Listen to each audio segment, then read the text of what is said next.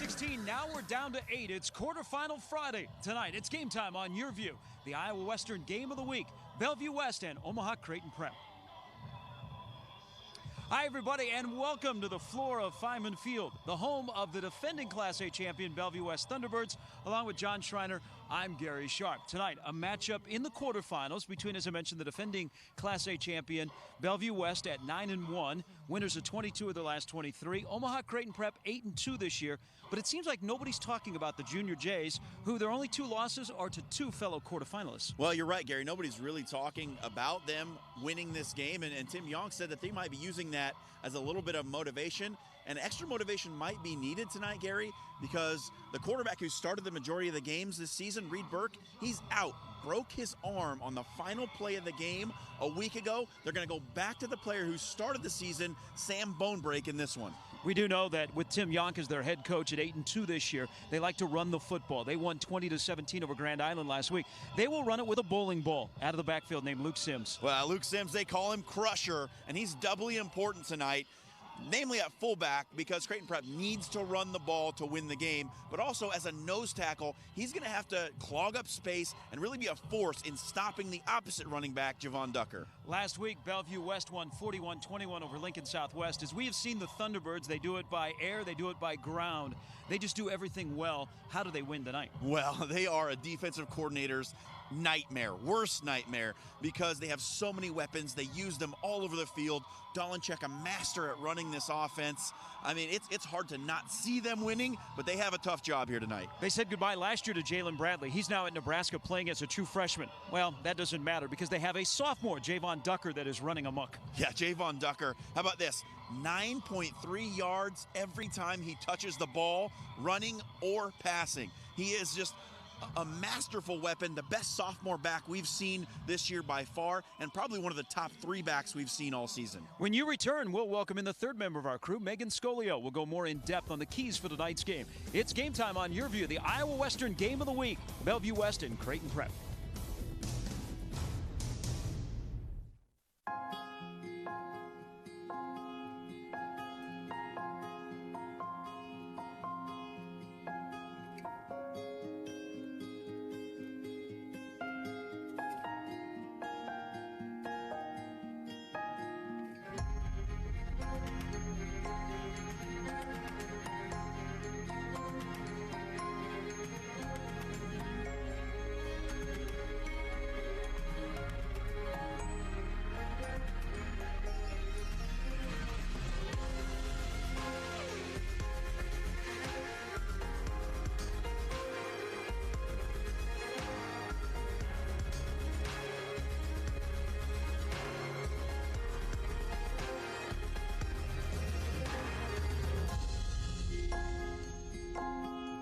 Schedule your campus visit today.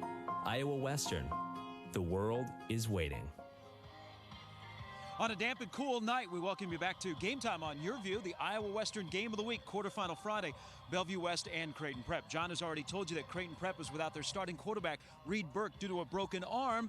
So how does Prep win tonight, and how does Bellevue West get back to the semifinals for the 3rd straight year? Here's Megan Scolio with the keys to tonight's game. Megan?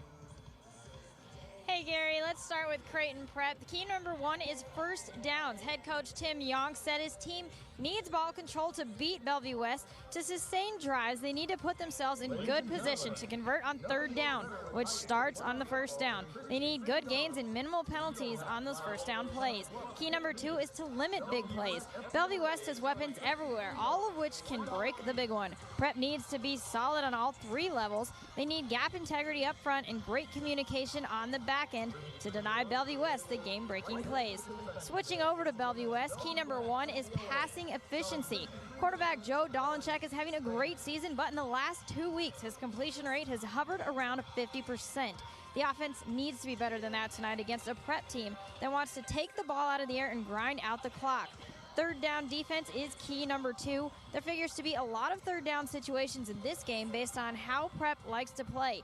It will be critical for Bellevue West to get off the field when they have the chance. The offense needs the ball to score, and it can do that if Prep sustains drives. Gary, back to you. Thanks, Megan. We look forward to hearing from Megan throughout the night. Kickoff of the quarterfinals is next. It's game time on YurView, the Iowa Western Game of the Week. Bellevue West and Creighton Prep. Bouncy ball. Look, it's almost alive. Advertising used to be simple. Make an ad, put it on TV, get results. Today, with all the new viewing options, it's a lot more complex. At Cox Media, we make the complex simple.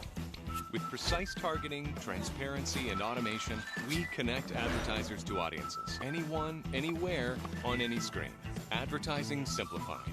Contact Cox Media to learn more. You're the decision maker, weighing every option to make the smartest choice. That's why you start with Nebraska Medicine, an entire network of top providers working together to keep you healthy. From extraordinary primary care to world-leading research and treatments, so you can be confident everyone's health is in good hands. The state's most comprehensive care in 19 locations. Nebraska Medicine. You're watching this week's Game Time on YurView, the Iowa Western Game of the Week.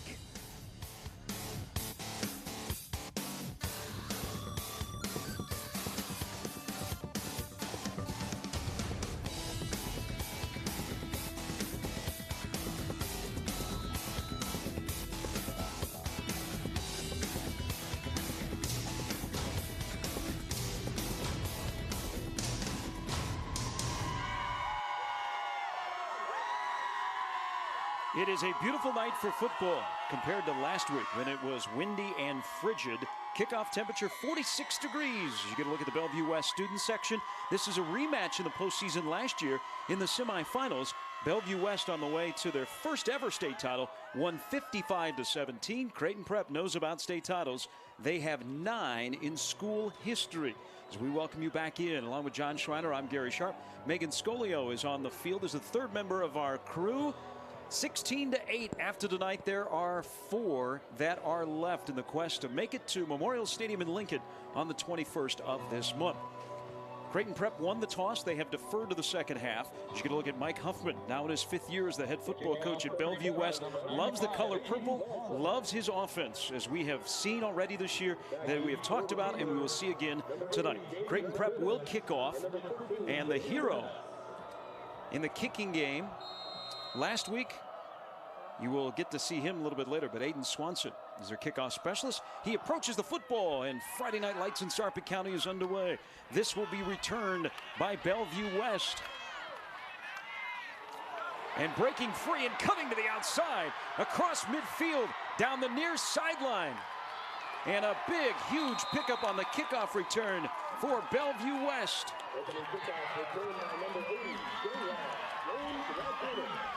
James Radzunas, who averages nearly 30 yards per kickoff return. Broke it, cut off the side, should have been stopped there. And perfect field position just outside of the red zone for Bellevue West to begin the game. Oh my.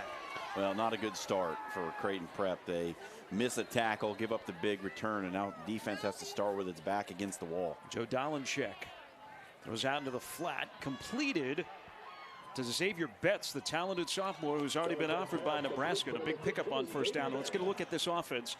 The high-flying offense that is #1 in Class A, averaging 52 points a game, led by the multi-year starter, Joe Dolenchek at quarterback. We talked about Ducker. You just saw Betts, Forbes, and Reynolds up front pave the way. It's a pickup of 9. Dolenchek with Ducker on his hip. Now Smith, the man in motion. Dolenchek throws to the near side. It is caught by Cedric Johnson. Inside of the 5, lunging for the end zone, touchdown. Well, that was pretty quick. That is exactly what the doctor ordered for Mike Huffman and company. Big kick return, 2 plays, touchdown. Cedric Johnson, 6th receiving touchdown on the season. Just a tremendous individual effort at the back end of that thing. Runs through Marcus Vaughn Jones and Elijah Burtz to get it into the end zone. Dolenchek with his 40th touchdown pass of the year, and Daniel Campbell misses the extra point.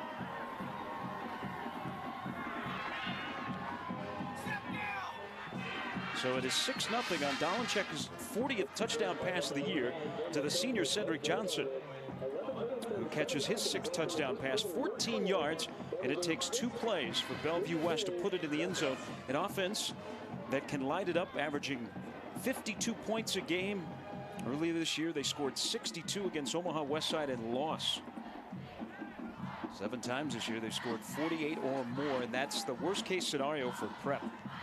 You're going to look at the long kickoff return, and that set up field position for 22 after a 9-yard pass, and then the touchdown pass. You get a tail-end look at the long kickoff return by Redzunas. Dolenchek last year took over in the middle of the year after Evan Kaiser tore his ACL, and Dolenchek helped Bellevue West to the school's first state title with 13-0. Back again this year, and the senior with his 40th touchdown pass. And it is 6-0 Bellevue West. Daniel Campbell, that is only the 6th miss extra point this year for the senior place kicker.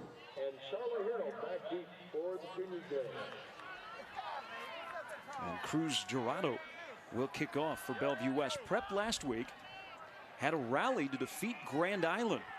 They won the game 20-17 with a last-minute field goal. They were down 17-10 in the 4th quarter. Just like that. If you're just tuning in, whoa. That's how quickly Bellevue West offense scores, and this kickoff is out of bounds. So good field position for Prep, just like Bellevue West had. Even better field position on the kickoff. As you get a look at our referee tonight, Greg Ottoman. On the 35. And at the 35-yard line, we will see once again Sam Bonebrake. What an interesting year, John, for Sam Bonebrake. We had the first game of the season was Prep and Westside, a game that Prep won in the final seconds on a Bonebrake game-winning touchdown pass. But it's been Reed Burke for the majority of the season. Now with the injury to Burke, it is back to Sam Bonebrake. Yeah, and one thing that Bonebrake gives this offense a little bit more that Burke didn't was the ability to run the ball. So expect a seasoned quarterback run game here tonight from the Junior Jays. And they run with Luke Sims on a first down carry for a pickup of 3. Luke Sims, 240-pound fullback, 16 touchdowns this year on the ground. Pretty good offensive line that not a lot of people talk about. Bennett, Dawkins, and Haas in the interior are very talented. Bonebrake will need some help from his receivers, including Grant Matthews, the talented tight end, one of the best tight ends in the state of Nebraska. Officially 4 yards for Luke Sims on the carry. Now play action. Bonebrake rolling out. Eludes one tackle. He'll maybe get a yard, and it'll be 3rd down and short.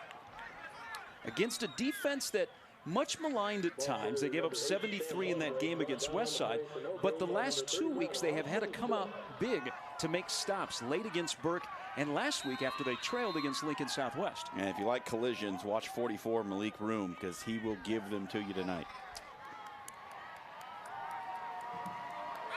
3rd down and 6 for the Junior Jays, and offside. Dakota McInnes, the bottom of your picture, jumped offside. Offside. So now it'll be 3rd down and 1 for Creighton Prep. Prep is 8-2. They have won 6 of their last 7. Mike Huffman, Bellevue West coach, looking out to see this 3rd down and short. Hand off to the up man Sims. That's a great advantage, and Sims lunges out to the 49 for a 1st down. Sims is so tough to stop on that little quick hitter fullback dive. Gets that 240 pounds going straight ahead. He is just an absolute load. He only had 12 yards in the first half last week against Grand Island, finished with 110. New set of downs for Sam Bonebrake. And on the toss, here's Elijah Burtz, who likes playing on Game Time. And Burtz eludes a couple of tackles, squeaking through the hole inside of the 45 to the 44-yard line for a pickup of 7. Elijah Burtz, on his first night with us, he had 258 yards. Burtz, this year, 533. He's battled some injuries. But now that he's back in the lineup, he has been a great asset. You combine him with Sims, and that's why Tim Yonk is very optimistic about their chances tonight against the defending Class A champions. Bone break from the gun. To the near side of Drew Dunham, catches it. It's first down, and he dances along the boundary for extra yards all the way down to the 27-yard line. Well, I think that if Caden Hayes turns his head around, he's got a chance to pick this. It's thrown right over his head. He might have been able to at least get a hand on it. I don't know about the interception, but looked like he just didn't turn in time and completed pass. Good start for Sam Bonebrake. Dunham, one of the best athletes at Prep. Right fielder on the baseball team that won the state title last spring and went to the American Legion World Series final. He's one of the captains. And on the toss, Burtz with blockers in front, including Sims, finds a seam, and he bounces to the sticks. Is it enough for a first down? From here, it looks like it is. Yeah, and you said Sims was out in front. He got a really nice block to spring Burtz. Take a look here, just a standard toss sweep. You get the pulling guard out in front. Look at Sims in there. Puts a hat on somebody. Cleans it up. And Burtz finishing the run. Good gain on first down. This is exactly what we said in the keys. Prep needing good gains on first down. The 290-pound junior right guard, Dawkins, had a good move to get a block. And Sims with extra yardage and loses the football. And it is recovered by Bellevue West. Inside the 15-yard line. You turn it over right on the 10. That stings for the boys in blue and white. That one's going to hurt. And now the quick change defense. We're going to take a look here.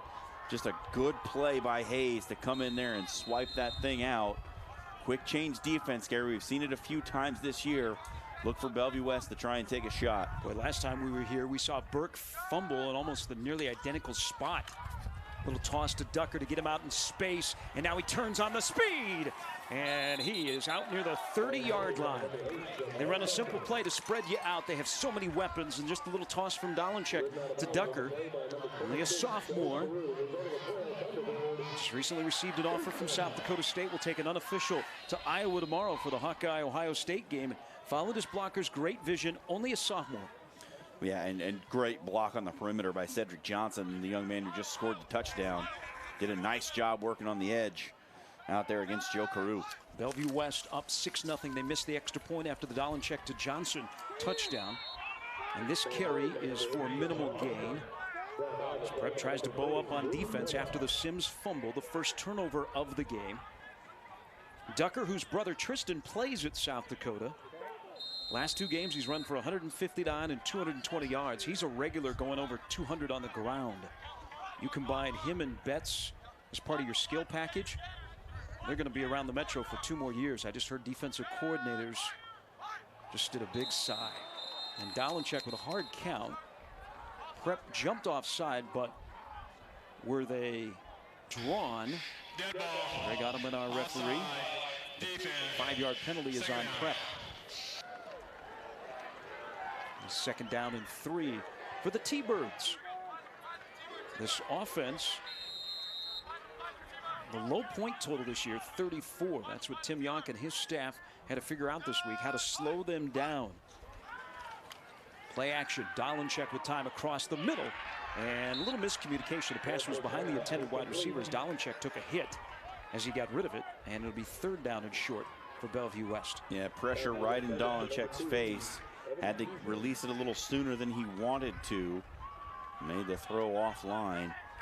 One of the keys tonight is to keep this active Prep defense out of the backfield for Dolenchek. 3rd down and 3. 4 wide receivers at the disposal for Dolenchek. Looks at a 4-man front. Hand off to Ducker, and Ducker into the interior. That line's not going anywhere. Good stop by the Junior Jays.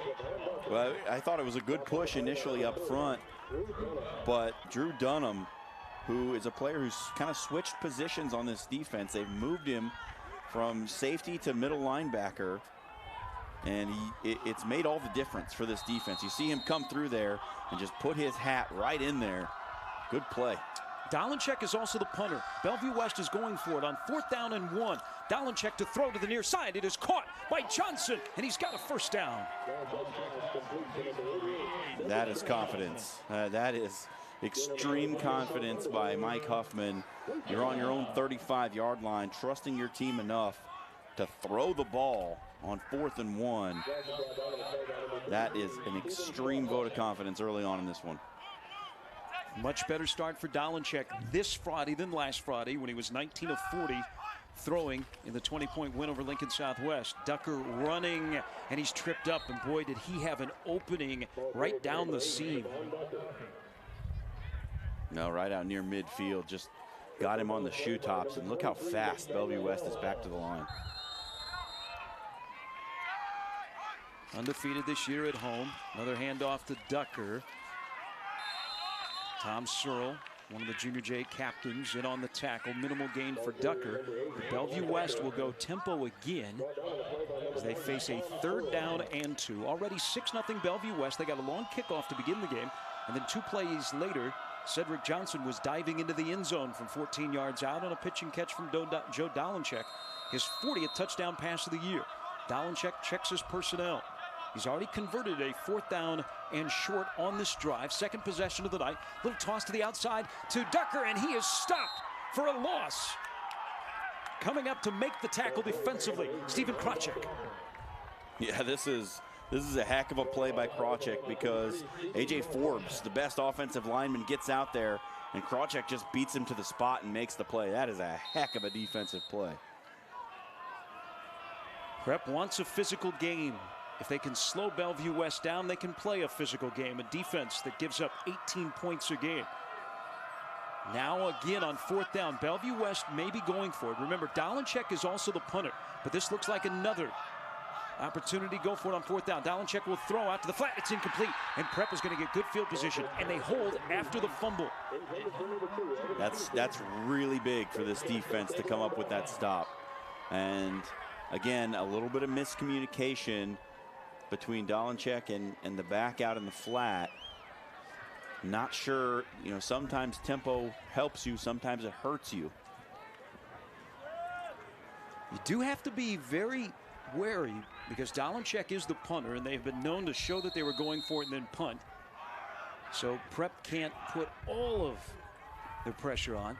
And now Prep gets new life after Luke Sims fumbled at the 9-yard line on a good drive initially for the Junior Jays. Delayed handoff to Burtz. And as he crosses midfield, he runs right into the waiting arms of Matt Thompson. Good play design.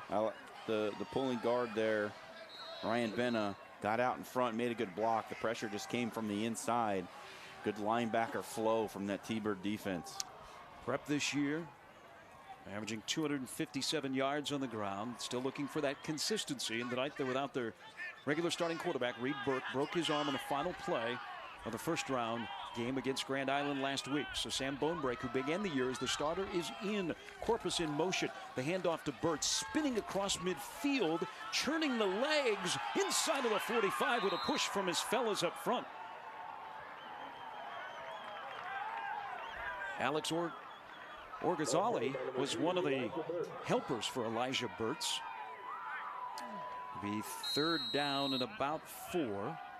Yeah, you see big Alex Orgazali, they call him Ogre, out there giving the little helping hand to his running back. Officially 3rd down and 5. Sam Bonebrake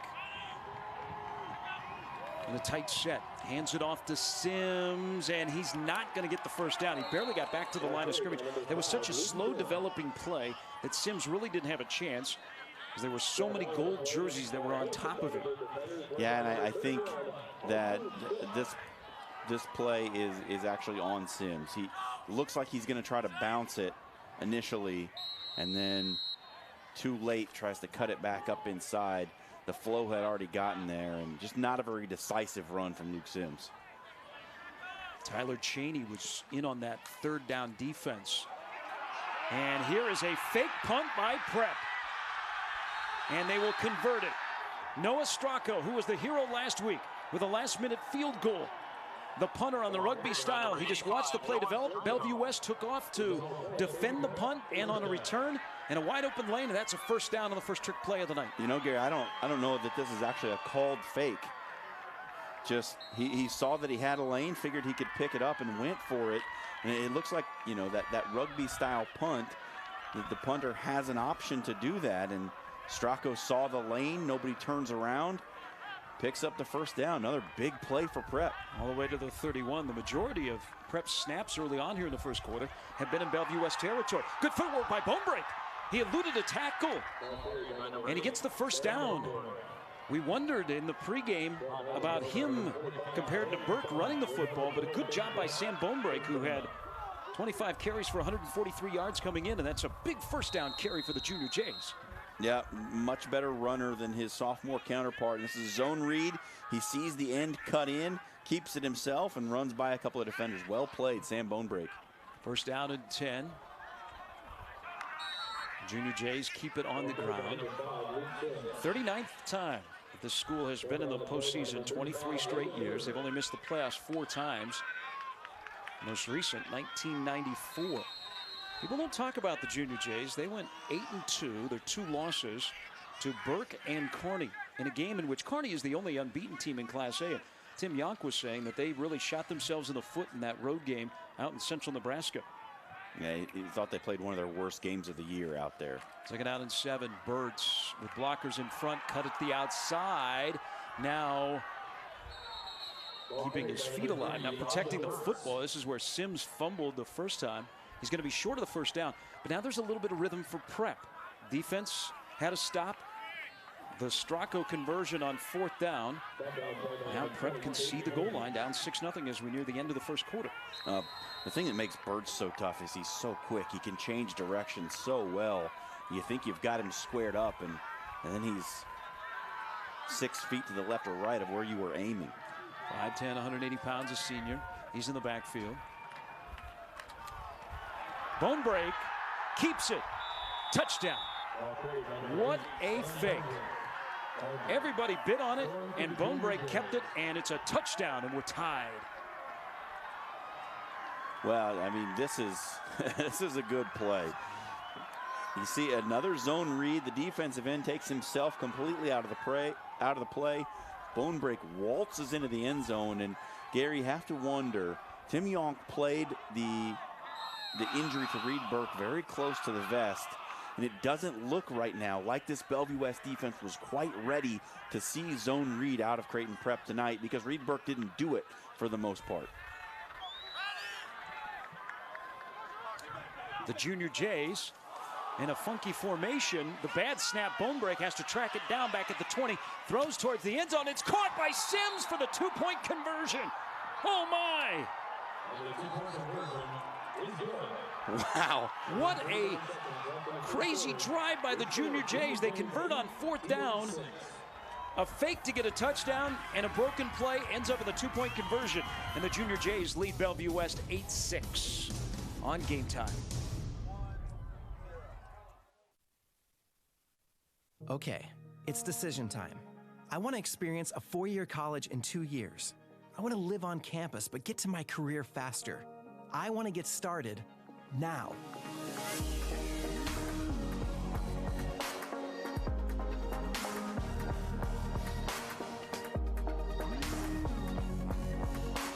Find your path at iwcc.edu and get hands-on, real-world experience. Start now at Iowa Western. Where will the next generation of caregivers come from? Who trains them? Who mentors them? Who inspires them? At CHI Health, we believe in the power of education. As partners with Creighton University, we are advancing a new era of academic health care. We're researching and collaborating to bring more minds to every case, every patient, every day. We're giving the future of care a new home. CHI Health. Imagine that. Tim Yonk, the former Nebraska fullback under Tom Osborne, the pride of Schuyler, Nebraska. First year at Creighton Prep after a long successful run at Omaha Gross in Class B, in which he won a state title with his son as the quarterback.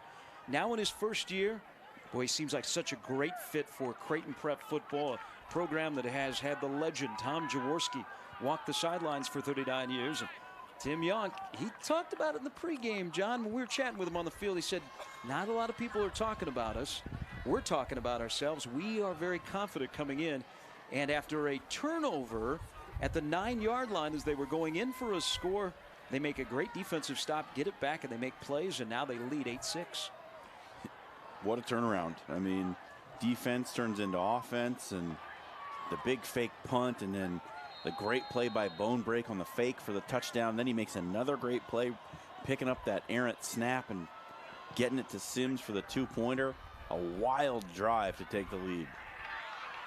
This kickoff will be returned by Betts. Bellevue West got a big kickoff return to begin the game, but this time Betts ran into Dunham and was bumped out of bounds with 40 seconds to go. In the first quarter, 8-6, Bellevue West missed their extra point after a touchdown pass from Joe Dolencheck to Cedric Johnson. Look at Xavier Betts. Shortly after he appeared for the first time this year on Game Time a couple of weeks ago, Nebraska offered him a scholarship. He's only 15 years old. Last year, he was on the scout team, while the Thunderbirds were en route to the school's first ever state title, going 13-0. Dolencheck hands it off to Ducker. Blockers in front, and not much running room on the short side. Ran behind Forbes, and also Caden Lynn were out there. We'll talk a lot about A.J. Forbes. He's one of the best linemen in the state of Nebraska. He's one of the top 10 players in the entire state. You look at Joe Dolencheck, 6 foot, 220-pound senior. Javon Ducker in the backfield with it. Second down and 3 for the Thunderbirds. Ducker with time to pass. Throws it deep down the near side. It is caught out near midfield. There's a lot of space for Cedric Johnson.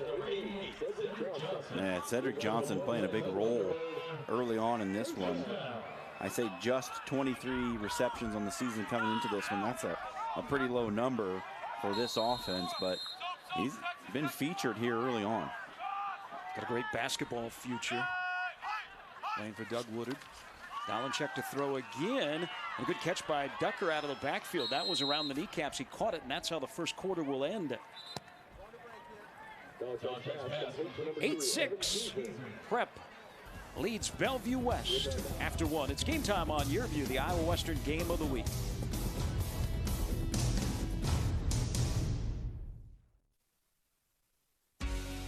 Charles Drew selected Cox Business because in the healthcare arena, it is imperative that we have transfer of data that is reliable, flexible, and fast. On average, Charles Drew Health Center has about 33,000 phone calls a month. With IP-Centrics, the system was very intuitive, and it allowed us to be reactionary to the needs of our patients. Cox Business Solutions has allowed us to be more efficient and effective in meeting the needs of the greater Omaha community. Cox Business is a great partner. At Woodhouse Auto Family, the buying experience is different, and the over 27,000 customers who bought from us last year know why. Our knowledgeable sales staff know the brands, the products, and take time to get to know you and guide you to your perfect vehicle. And that experience continues with any of our 16 service locations, and with trained advisors and technicians to help you maintain your vehicle. Experience the difference. Purchase with confidence. This is Woodhouse. When kids have internet access at home, they're more successful in the classroom. If your child is a K-12 student and your family receives government assistance, you could qualify for discounted Cox high-speed internet for only $9.95 a month. To enroll, call 855-222-3252 or visit cox.com/C2C. And while you're there, check out the Cox Digital Academy for educational tools and web tips for the whole family. Mike Huffman, head football coach at Bellevue West, now in his 5th year. He's a graduate of Omaha Burke, grew up in Northwest Omaha. Playmakers in purple is his tagline. His offensive players he calls them the Cadillacs. He's got a heck of a driver in Joe Dolencheck. Team trailing 8-6 as we begin the second quarter. Dolencheck goes deep for Betts down the near side, and it sails out of bounds. As the sophomore running down the near side, trailed by Marcus Vaughn Jones, and it'll be 3rd down and 1 Xavier Betts has also gotten inquiries from Minnesota, Notre Dame, Iowa State, UCLA. His first offer was from South Dakota State. Mike Riley actually asked for permission from Mike Huffman to offer Xavier Betts because it was during the playoffs before last week's opener in the win over Lincoln Southwest. Ducker inside handoff, enough for the first down, but not much. He ran right into Drew Dunham. Ducker's seen a lot of action this year, 181 carries for the sophomore. Well, I'm telling you what, Gary, Steven Krawcheck has come to play tonight. Just on the next play, watch 33. You are going to find him around the football. He has made so many plays tonight already, taking on blocks, making tackles. He's locked in. Only a junior. Dalenchek to put it up again, looking across the middle. He completes the pass, and it's a first down. The whistle had sounded before the ball was knocked out of the hands of Evan Kaiser. Bellevue West has traveled outside of the red zone to get another look at it. Dalenchek just with a good little zip. One thing Mike Huffman does with this offense, boy, the route tree for wide receivers, they are all over the place, wide open. That's what makes it so difficult for teams to defend against them. Kaiser's an interesting story. He began last year as a starting quarterback and then tore his ACL. That's where Joe Dalenchek came in. And now Kaiser, exclusive this year on the offensive side of the ball, wide receiver. He's part of 3 wide receivers to the bottom of your screen. First down and 10 for Bellevue West. They trail 8-6. Ducker trying to get to the outside. Sims chasing after him. And he runs into a host of Junior Jays. Good job by Prep to string that play to the sidelines. Yeah, that's a 240-pound nose tackle running down one of the best players in the state. So, like we said, Luke Sims, very important both sides of the ball. And Drew Dunham, he and Steven Krawcheck are just flying around right now, making plays. As we have said kind of all season long, a lot of youth in the Metro. Movement on the line of scrimmage and the flags fly for Greg Ottoman's crew. Penalty is on Bellevue West. Just underway in the second quarter, 8-6 Prep. Last year, 55-17. Bellevue West won the semifinals to go to their first final ever. They're trying to get back to the semifinals for the 3rd straight year. The penalty makes it 2nd down and 15. Dalenchek barks out the signals, takes the snap, steps up into the pocket. He's hit as he throws, and it is incomplete. Whoa, that was a big hit. Guy that usually is known for his offensive ability, Grant Matthews, came in and hit Dalenchek as he let it go. Well, you're going to see Mathis come off the edge, just beats his man, and look at him, puts his helmet right in the ribs of the quarterback. Those hurt. Now 3rd down and 15, empty backfield for Dalenchek. He's got 5 options. Throws towards the end zone, underthrew it, and it's incomplete. He wanted Cedric Johnson, he underthrew it and a little bit behind him. And it'll be 4th down for Bellevue West. We'll see what the T-Birds elect to do. They have gone for it so far on 4th downs. The defensive Prep holds on 3rd down. Again, pressure right in Dalenchek's face. That was Haas, who beat Forbes to the inside. This line's got to pick it up. 4th down and 15. Bellevue West down 8-6. Will go for it. Snap back to Dalenchek. Plenty of time. Throws incomplete. And again, Prep holds on downs. 8-6 Junior Jays back on the field. This week's Over the Middle high school football recruiting podcast, host Jeremy Crabtree talks about the recruiting class at Ohio State and Florida. That's Over the Middle with Jeremy Crabtree, and you can find it on YurView.com. You can find a lot of great information on YurView.com. We welcome everybody on social media tonight that is following us at YurViewOM. If you've enjoyed our coverage all season long, 10 games in the regular season and then 2 here in the playoffs. We've had a lot of fun, and we are settling in for this one. The defending state champs trail 8-6 as Prep gets the ball back. Handoff to Sims running left. Tripped up as he crossed the 35-yard line. Roem had part of the tackle. Also, Logan Bird.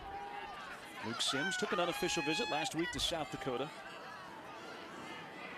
Only a junior. 16 touchdown runs this year. This time it's Burtz. Burtz will be close to a first down, maybe a yard short. A 3rd down and 1 for the Junior Jays. But I think Yonk and company will take it. He said this week that, you know, he thought that if they weren't getting into 3rd and short situations, they were going to have a lot of trouble. So just what he wanted to do, now you got to convert. Bonebrake looks to the sidelines as they change the play. Now checks his wrist, as everyone does. 6-man front for Bellevue West. The handoff to Sims, and I think enough at 6'1", 240 pounds, enough for the first down. Nothing fancy, just running over the left side where Ryan Bennett, the junior guard, paved the way. And Matthews in the backfield as the fullback. It's a new little wrinkle that we didn't see in that first game against Westside that they've put in. We saw it a little bit against Millard North, but lining Sims up at the tailback to give him a little bit of a head start on short yardage gets all that momentum. Prep pretty patient. Play action. Bonebrake's pass is caught by Armstead. If he's shy of the first down, that's a connection that we saw opening weekend.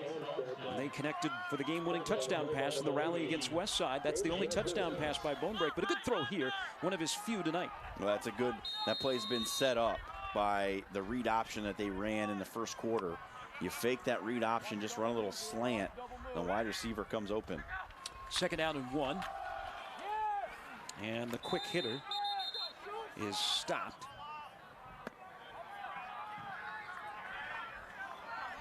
Tyler White-Welchin, who was one of the top running backs last year,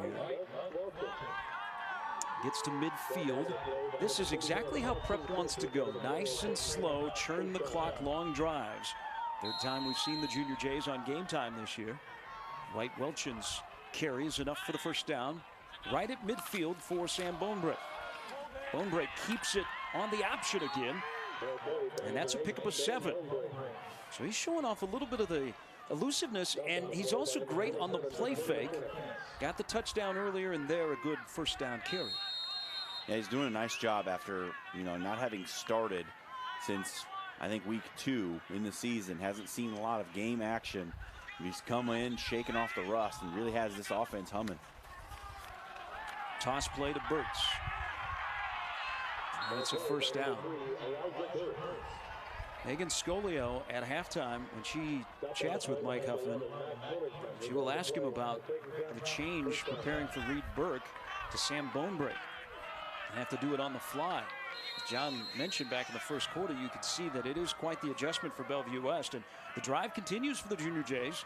They move the sticks, and now at the 35-yard line, up 8-6 on the defending champions. And Burtz will carry it again, and he dances through the hole, spinning his way for 7 yards. Well, when we were here 2 weeks ago, Gary, we saw Burks, running back James Burks, have some success against this Bellevue West defense. Now, they can be run on a little bit, so that has to be a concern coming into this one.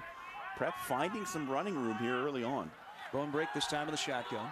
Pass out of the backfield to Sims. Sims with a stiff arm. Sims with more moves down the sideline before a trio of Thunderbirds pushed him out at the 15-yard line. That's a pickup of 14. Yeah, that is a devastating stiff arm from the one they call Crusher. We saw it when Creighton Prep played Millard North. He stiff-armed Noah Mick when he went into the end zone. And take a look at this. Just get out of my face. I'm going forward. Well, he just looks like a fullback. Talks like a fullback, eats like a fullback, blocks like a fullback. Does something that most fullbacks don't do. That is catch the ball out of the backfield.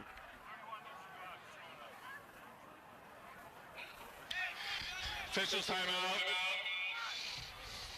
Looks like we have a little equipment issue that the officials, Austin Shook, will have to come off the field. Want get taken care of. So Logan Bird will come on for Bellevue West. 7:02 to go in the first half. 8-6 Prep.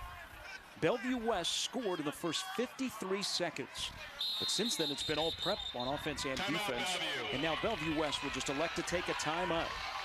Prep inside of the red zone, driving on the defending Class A champions. It's game time on YurView, the Iowa Western game of the week.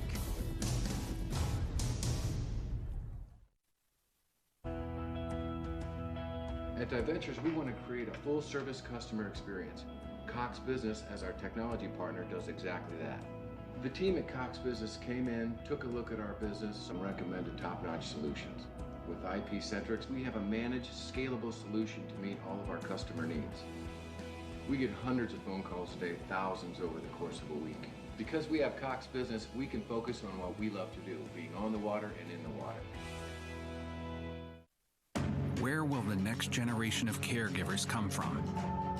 Who trains them? Who mentors them? Who inspires them? At CHI Health, we believe in the power of education. As partners with Creighton University, we are advancing a new era of academic health care. We're researching and collaborating to bring more minds to every case, every patient, every day. We're giving the future of care a new home. CHI Health. Imagine that. It is a cool and damp evening, not as frigid as last week. The Junior Jay faithful have made the trip to Sarpy County. The higher seed in Class A all the way through until the state final host. The rest of the classes in Nebraska, it is not that way. Speaking of that, Jim Tenneper, the executive director of the Nebraska Scholastic Activities Association, will join me at halftime. Prep, first down, bone break, keeps it. Runs into a wall of humanity, but again, pickup of 2 to 3 yards. Very methodical on this drive for Prep. They lead 8-6. And this is after Bellevue West got a great kickoff return to begin the game, and 2 plays later they were in the end zone, and you were thinking, uh-oh, here comes a night of 4-quarter offense for Bellevue West. But Prep's defense and now their offense has started to kind of choke this game a little bit. All that excitement and tempo for Bellevue West has gone away, including the home crowd. Toss play.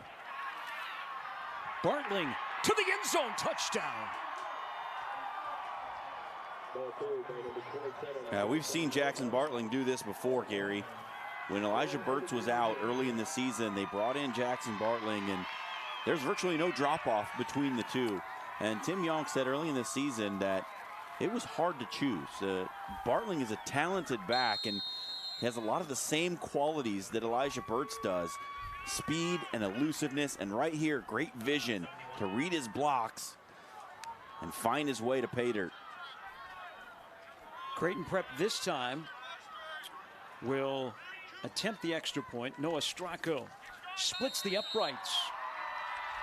And the Junior Jays find themselves up 15-6 on Jackson Bartling with his 3rd touchdown of the season. Well, now this is a spot for this Bellevue West offense. They have, outside of that first possession, not looked really good. And the defense right now getting gashed a little bit. All 3 backs, Burtz, Sims, and now Bartling getting in on the act. The Bellevue West defense has got to stiffen up, but after this touchdown drive that featured those 3 backs heavily, the T-Bird offense has got to get it going. They have to answer here, and Joe Dolenchek and company need to come out with some sharpness that they haven't shown on the past couple of possessions. Also a tip of the cap to the Prep defense, which twice tonight has turned Bellevue West over on downs. It'll get Jackson Bartling after his touchdown run to give the Junior Jays a 9-point lead. Last year in the semis, it was 55-17 for the T-Birds on their way to the state final, in which they drubbed Omaha North. But Bellevue West, who they got off to a very sluggish start last week against Lincoln Southwest before they turned things around. Some said it was because of the cold in this offense. Well, tonight it's the spirited play by Prep and Sam Bonebrake filling in for Reed Burke at quarterback as Stracco lines this kickoff towards the corner, and it's going to go out of bounds. Bellevue West will start on the 35-yard line with 6:19 to go in the first half. Coming up at halftime, Jim Tenneper will join me. We'll talk about everything that's going on with the NSAA here in Nebraska. This is a busy time of the year. State volleyball championships are next week. State football for Class A is November 21st in Lincoln at Memorial Stadium. Also, Class A will look a little bit different next year. Jim will join me at halftime. We'll have stats and highlights and more analysis. 15-6, Bellevue West back on the field. Dolenchek with his 40th touchdown pass of the season. Play action. Throws it out in the near flat to Betts. Catches it. This talented sophomore trying to find holes, and he drags a host of Junior Jays across midfield. And there's a lot in that play right there why everybody's excited about the future of this 15-year-old sophomore wide receiver who's already got a Nebraska offer. Well, this is just a play that says we're going to get the ball into the hands of a talented player and let him do the rest. And he does plenty after he catches the ball. Great hands, great catch range. He runs like a gazelle. Mike Huffman thinks he'll be one of the best ever in the state of Nebraska before it's done. That's saying a lot. Again, he's only 15 years old. Last year was on the scout team. Ducker not going anywhere. And it really, this defense has been impressive with what they've shown up front tonight, Gary.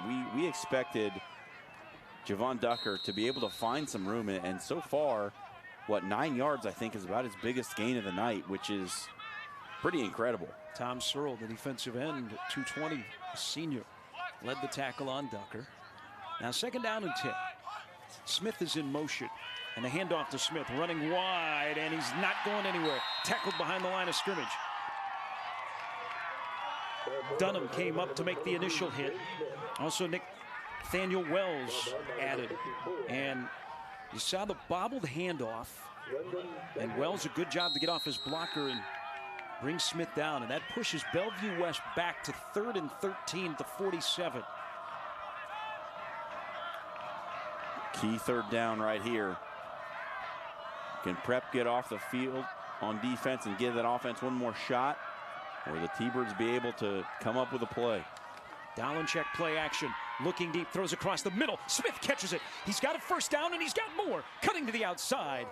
And Dolenchek with a bullet that the transfer from Omaha North made the catch and gets a 1st down. So many weapons, Gary. There's just so many players at skill positions that can hurt you. And here's one we haven't heard from yet tonight, but rest assured we'll probably hear from him again.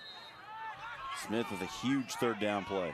You talk about Betts and his future. Smith, with more consistency, will be one of the top 10 players in the state next year. He's only a junior. Dolenchek now with a fresh set of downs. High snap, handoff.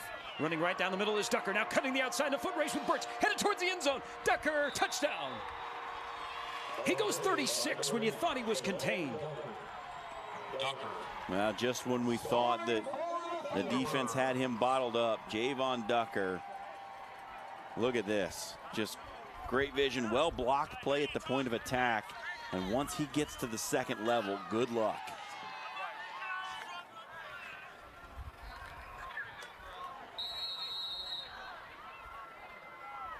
Daniel Campbell in for the extra point to bring the T-Birds within 2. Snap back, kick is up. This time it is good as Javon Ducker goes 36 yards. That's his 26th rushing touchdown of the season. He has accounted for 32 scores as a sophomore, taking over for Jalen Bradley, who last year ran for over 2,900 yards and had 52 touchdowns.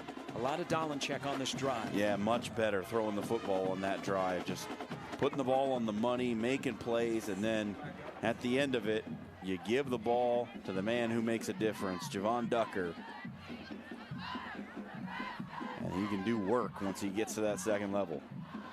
And that was a typical Bellevue West drive, John. That took a little over 2 minutes off the clock to bring him within 15-13. Yeah, and I also like the decision to kick the extra point and not chase points here early in the game. You know, Prep took that 2-point conversion and now holds that 2-point lead, but so early in the game, you don't want to put yourself in a bigger hole. Quarterfinals tonight, Kearney, the lone unbeaten in Class A, the #1 seed. They lead Westside 7-3. Omaha North shutting out Millard South 14-0. That's a rematch from Week 8 that the Vikings won. And Burke and Millard West tied at 14. Get you updated at halftime on the playoffs and the meeting. The semifinals are next Friday. There's a flag down. I believe Bellevue West was offside on the kickoff, and that'll push them back 5 yards. Re-kick, 5 yards.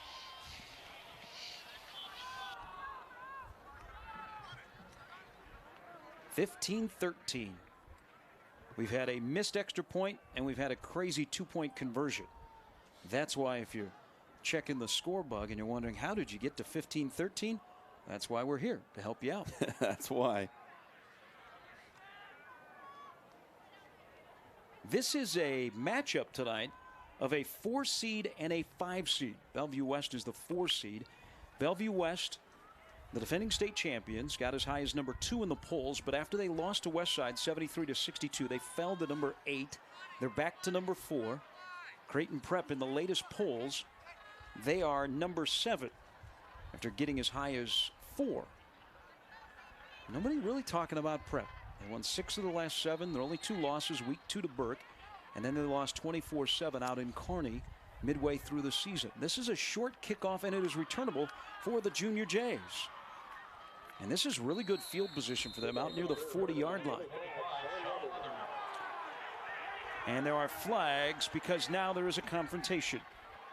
That cooler heads on each side step in, but this has all the makings of 15 yards, more than likely on both sides. There was some extracurricular pushing and shoving after the play had ended.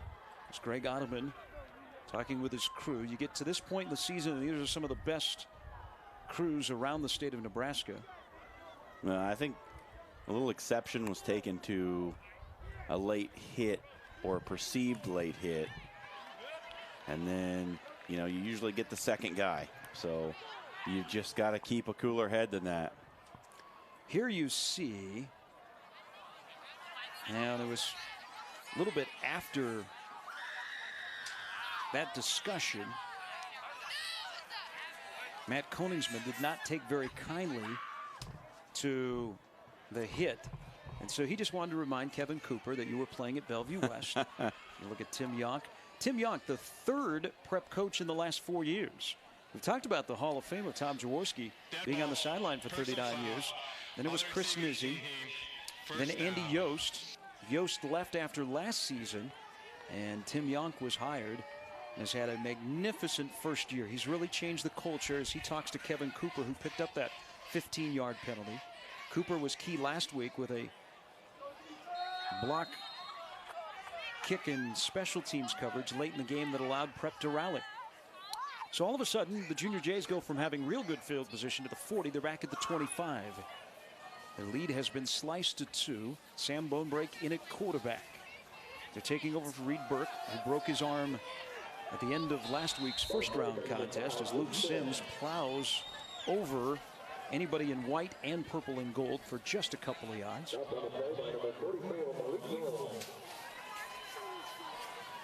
This is what Prep is going to do. They're just going to hammer the ball right at this Bellevue West defense, like a boxer throwing body punches in rounds 3 and 4, hoping that those are going to pay off in rounds 11 and 12. And so far, it's worked out just as they had planned.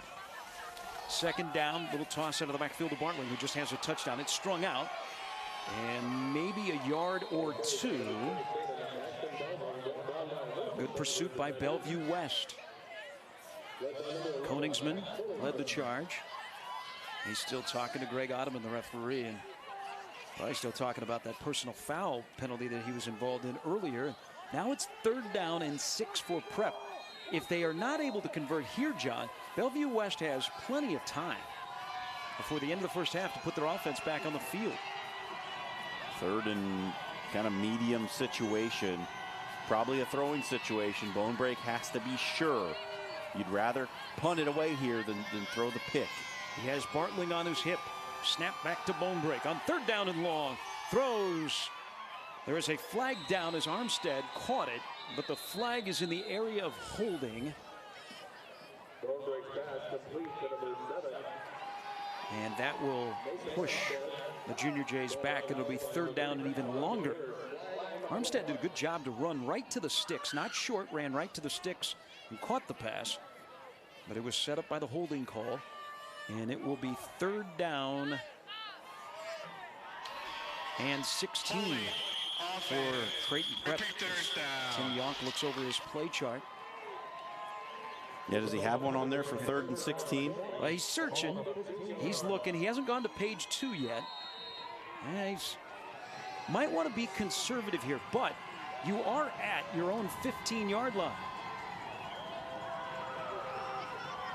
Lone break with a shuffle pass, inside toss to Matthews. And he will be well short, only pickup of 3, and then there's another late flag. Yeah, I'll tell you what, it's just a really silly play by Ryan Benna. He comes in so late and just... Greg Ottoman now is going to hear the penalty. So a personal foul, a holding call, and now this penalty is already going to be 4th down. Personal foul on the offense. 4th down. Yeah, you're going to see it right here. The play is well over, and Benna comes off his block and just comes in and tries to lay somebody out after the whistle. And, you know, there's just no place for it in the game. And he'll learn from it. He'll get a talking to on the sideline, and it's a teachable moment. And that's what Tim Yonk is doing right there. I don't believe that Benna and Gannon Spahn know each other. Well, they do now. So after the penalty and the stoppage, the punt, pretty good one out near midfield. It's returnable for Kaiser. And then he slips down right on the W at midfield. And Bellevue West, after holding, gets the ball back with 2:27 to go, down 15-13. Let's look at how Bellevue West got to this 9-1 mark.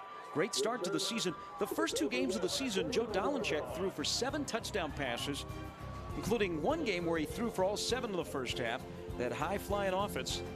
Millard West, they had to hold off the Wildcats at the goal line at the end of the game. The lone loss that snapped the 20-game winning streak was that crazy affair, 73-62 loss at Westside. Dolenchek, play action time, pass deep down the field, almost intercepted. He underthrew the wide receiver, and it was almost picked off by Armstead. Dolenchek catches a break, and it'll be 2nd down and 10. Well, and it's just, you don't know what's going on quite with Dolenchek. He'd been so good up until about 2 weeks ago when we saw him. He went 20 of 40. Last week went 20 of 41, and you just kind of wonder what's happened.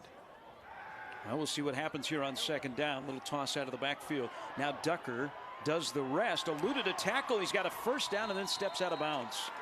Just like that, he gets 15. He's a little magician with the football in his hands. Again, only a sophomore. He's already got a touchdown tonight from 36 yards, and he's got a 1st down. Well, you read my mind. I was just going to say, I can't believe that this young man has 2 years of high school football left. He looks so comfortable out there on the field. Such great vision to just find the seams. Dolenchek, pump fake. Still with it. Now just tosses it across the middle behind the wide receiver. The Creighton Prep sideline wants holding. There is no flag to be found. As Tim Yonk, he would like some help after his defense, or his offense, was penalized with a key hold. He now explaining as a guy that probably once or twice running fullback at Nebraska in the late 90s. Maybe held, but got away with it. 2nd down and 10, 2:10 to go. Out of the backfield. Ducker catches it. And not much room, and he'll step out of bounds. That stops the clock. Joe Carew was over to escort him to the boundary. And with 2:04 to go, Bellevue West is looking at 3rd down and 10, and more likely 4-down territory, down 2 in the state quarterfinals. Boy, I mean, I don't know if Bellevue West actually planned on having to chuck the ball around. It seemed like coming into this when they were going to want to run the ball at Prep, but a lot of passing early on. The slant to Betts. Betts makes a move, but he fumbles the football. It is recovered by Bellevue West, however, and it's enough for a 1st down. Shane Smith came over to help out his fellow wide receiver. Oh, that one will put a lump in your throat pretty quick if you're Bellevue West. Good play. Betts makes the catch. A little bubble screen out there, and Shane Smith, Johnny on the spot to pick it up. Ducker out of the backfield. Dolenchek gives him a look, and now as he gets hit, threw it out there. It's incomplete. Dolenchek had to get rid of it quickly because bearing in on him was Nathaniel Wells. Outside backer blitz. Wells comes in there. Nobody picks him up because the back was out in the flat ready to catch a pass. Dolenchek had to float it out there. Dolenchek following the lines of the really good Bellevue West quarterbacks of late. Jaden Kowalski, who had a record-setting career here at Bellevue West, now at Northwest Missouri State. He's got 3 wide receivers. Ducker in his hip pocket. He'll give it off to Ducker. Ducker right up the middle. Dunham grabbed onto him to hold on, keep him short of the first down. Clock continues to run, now with 90 seconds to go in the first half. It will be 3rd down and about 2 for Bellevue West. No need to hurry, as now they run the Wildcat with Ducker. Snap back to Ducker. Now he reverses field, and he has enough for the first down. He was running wide, then cut it back up. He had Forbes blocking for him. And it'll be 1st down and goal. Bellevue West takes a timeout with 1:11 to go. Looking for the go-ahead score. They led 6-0 in the first minute of the game. Are you looking for a new career? Explore our programs in business, health, and technology. Get going today on your career path by visiting iwcc.edu. Iowa Western, the world is waiting. Big thanks from all of us to Iowa Western, who has been a fantastic partner again on Game Time. We've enjoyed getting to know more about Iowa Western from the academic side to the athletic side. And good luck to Scott Strohmeyer and the Reaver football team, #1 in the junior college ranks, as they make their way towards a potential national championship game. The program, in its brief time playing football, has already won a national championship. And if you haven't seen the Reavers play, there are going to be a lot of guys you're seeing play that you will see on Saturdays on SportsCenter and maybe on Sundays in the NFL. Just a short trip across the river, and you can see some big-time football. Volleyball is #2 in the polls. 1st down and goal from the 7. Dolenchek back in at quarterback. You get a good look at him as he changes the play and now looks to the sidelines. Dolenchek, a film room warrior. You can see he's pretty stout. In the gun, toss to Ducker. Ducker cut back, and he is tripped up. And it's a man again, Luke Sims, who's had good pursuit of Ducker. You'd almost think he's shadowing him most of the night.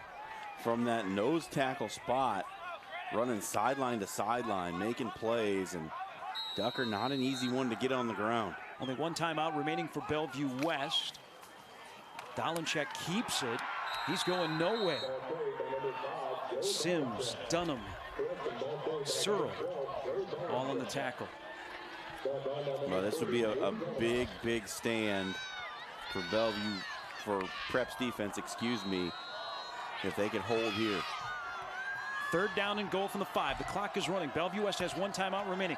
Dolenchek looks to the end zone. His pass is incomplete. There was a little miscommunication. There were a couple of wide receivers in the same area.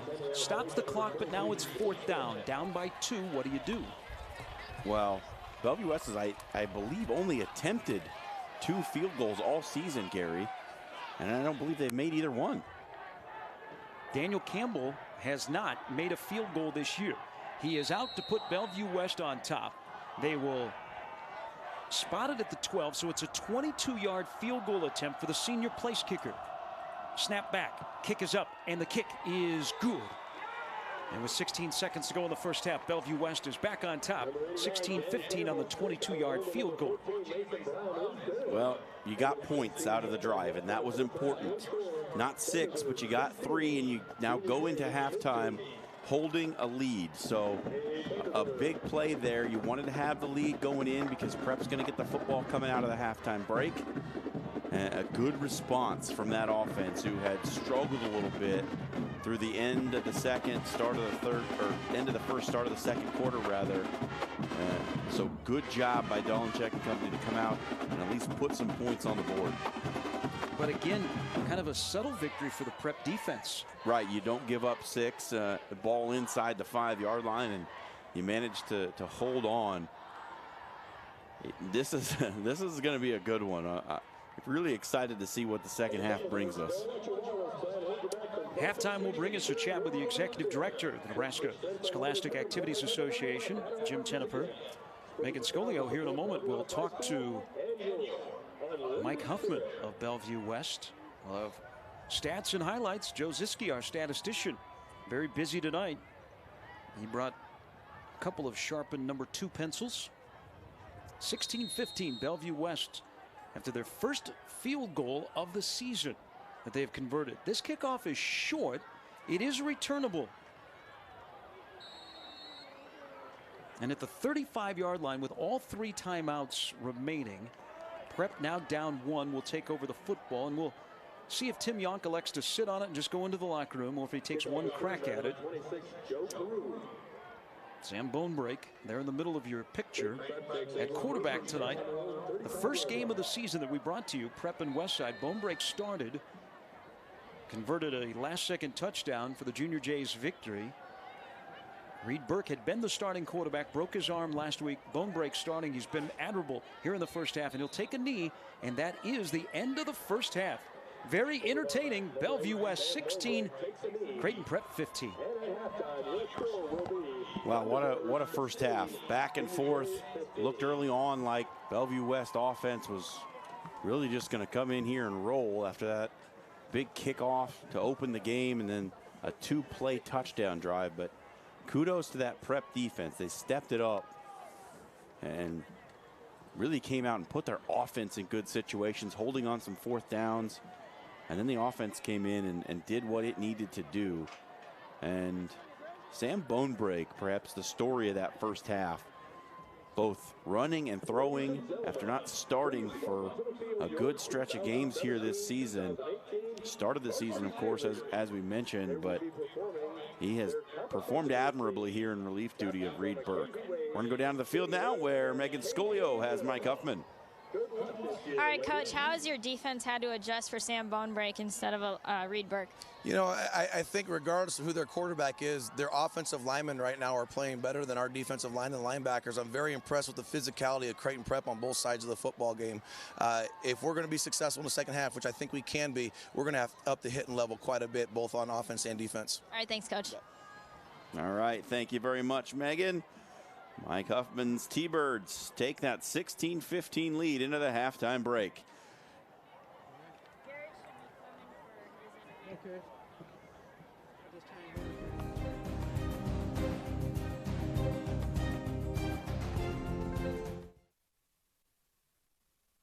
When kids have internet access at home, they're more successful in the classroom.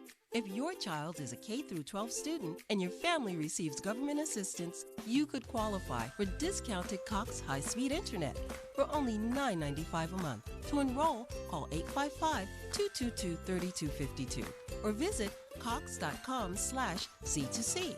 And while you're there, check out the Cox Digital Academy for educational tools and web tips for the whole family. Okay, it's decision time. I want flexibility, more doing, hands-on experience, and working sooner. I gotta make a choice. I want to get started now.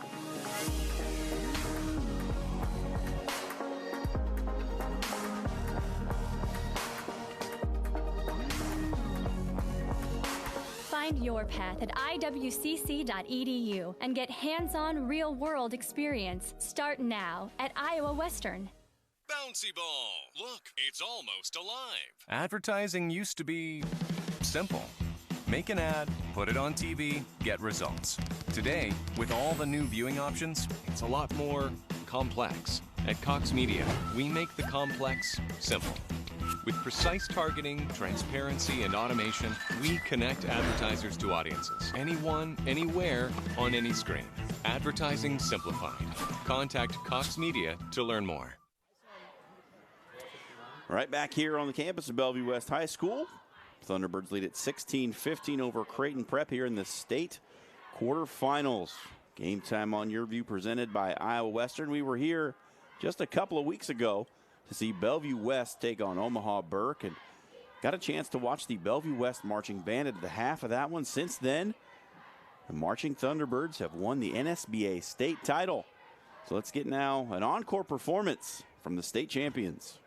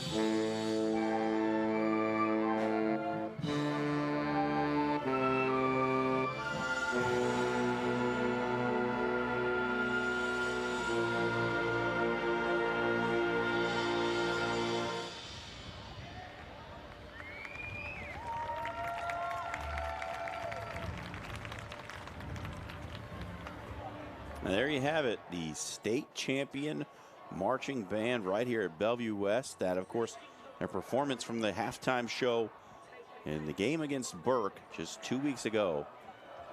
Right now, Bellevue West playing host to Creighton Prep here in the state quarterfinal. The late field goal gives them the lead 16-15 at the half on Game Time on YurView. You're the decision maker, weighing every option to make the smartest choice. That's why you start with Nebraska Medicine, an entire network of top providers working together to keep you healthy. From extraordinary primary care to world-leading research and treatments, so you can be confident everyone's health is in good hands. The state's most comprehensive care in 19 locations. Nebraska Medicine. Charles Drew selected Cox Business because in the healthcare arena, it is imperative that we have transfer of data that is reliable, flexible, and fast. On average, Charles Drew Health Center has about 33,000 phone calls a month. With IP-Centrics, the system was very intuitive, and it allowed us to be reactionary to the needs of our patients. Cox Business Solutions has allowed us to be more efficient and effective in meeting the needs of the greater Omaha community. Cox Business is a great partner. Okay, it's decision time. I want to take classes I need, spend less time working to pay for them. I want flexibility to transfer my credits. I want to get started now.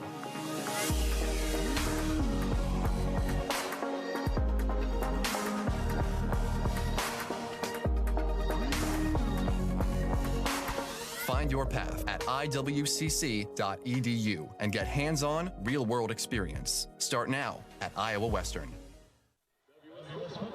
Welcome back. Halftime at Bellevue West, where Bellevue West leads Omaha Creighton Prep 16-15. I'm Gary Sharp, joined by the executive director of the NSAA, Dr. Jim Teneper. Hard to believe that it's already into November.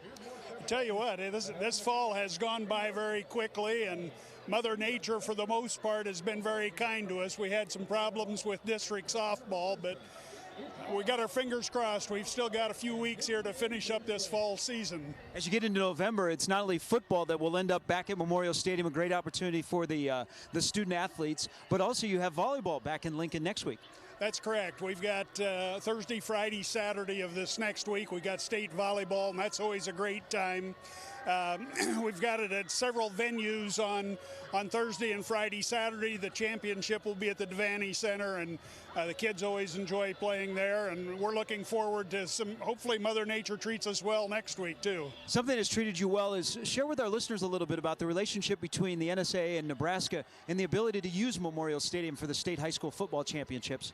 Well, we've been very fortunate. We've got several of our championships that we host in the Nebraska facilities, and you know that we had a tough situation with the Friday night football for the Big Ten Conference, but if there was a positive that came out of that, we now get to use those facilities at no rental cost. It still costs us for the event staff and whatnot, but the university has been very kind in opening their facilities to us, and kids clear across the state certainly enjoy participating there. So, in Class A, we are familiar with Class A around here.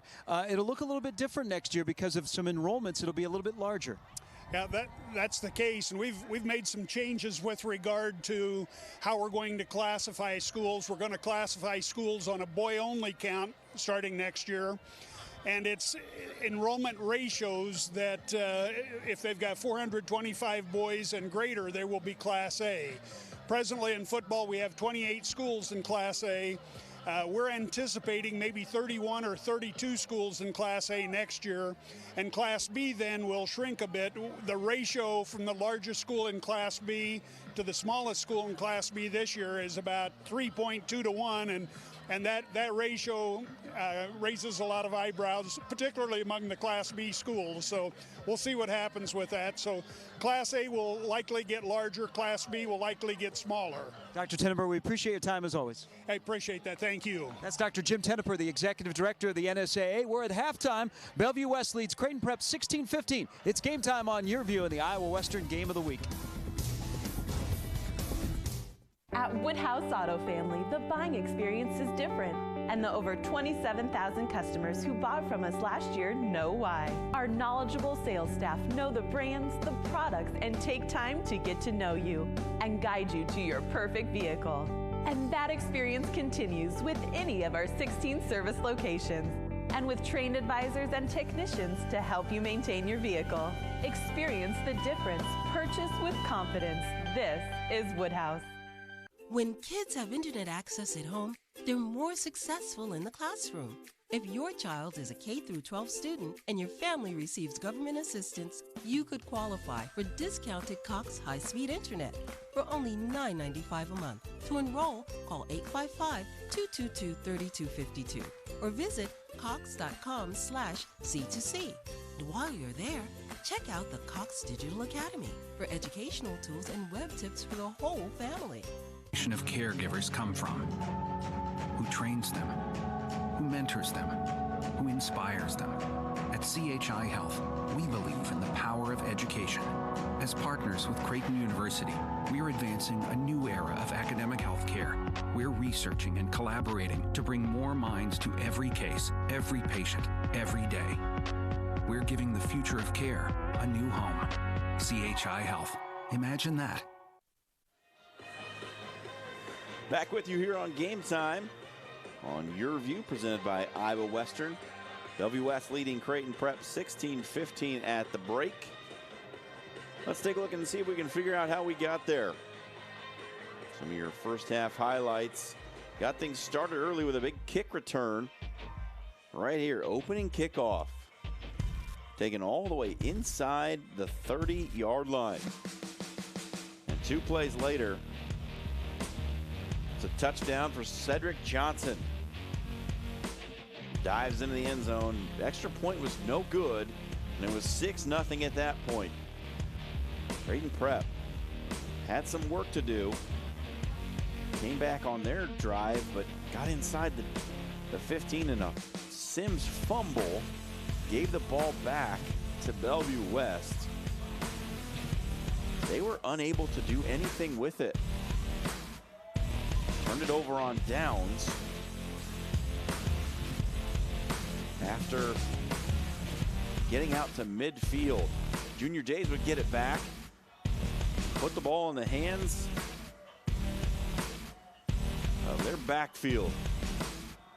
Sam Bonebrake would finish it off on a good little zone read play, and then picks up the ball on an errant snap, finds Luke Sims, and it was 8-6. Junior Jays would come right back. After that stiff arm by Luke Sims, and Jackson Barkley going to stick it in the end zone for a big touchdown. Right now we're going to go down to the field. Megan has Tim Yonk. Coach, how do you evaluate Sam Bonebrake's performance in that first half? Excellent. He's been awesome for us. What do you think of the offense overall? We've done what we wanted. We had a couple penalties right there at the end of this half, but we thought we were able to come and run the football, and we were able to run the ball, and that's kind of what our plan was. All right, thanks, Coach. You bet. Thank you. Thanks, Megan.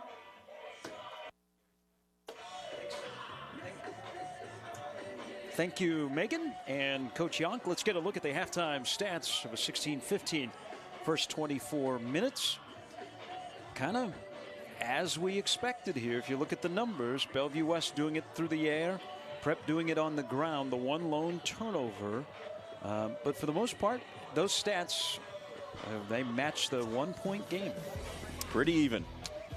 Third quarter kickoff coming up next. The winner is on to the semifinals, 24 minutes away.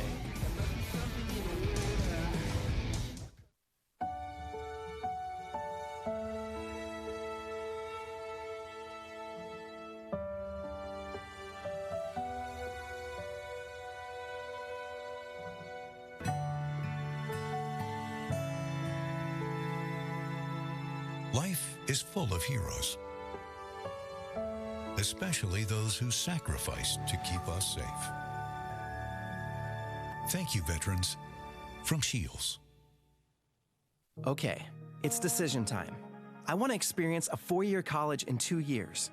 I want to live on campus, but get to my career faster. I want to get started now.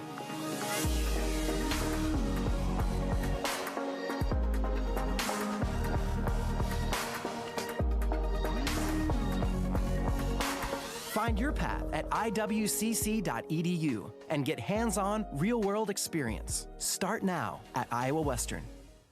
All of our registration systems and the staff systems are based in the cloud, so it's important that our internet connectivity is up all the time.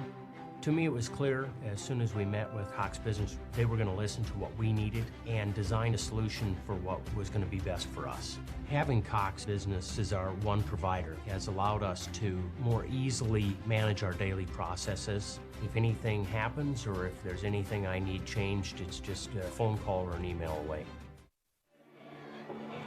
The winner of tonight's game is on to the semifinals against the winner of Kearney and Omaha West Side. Some people will be thinking, boy, like a Bellevue West Omaha West Side rematch, the highest scoring game ever, 73-62 a few weeks back.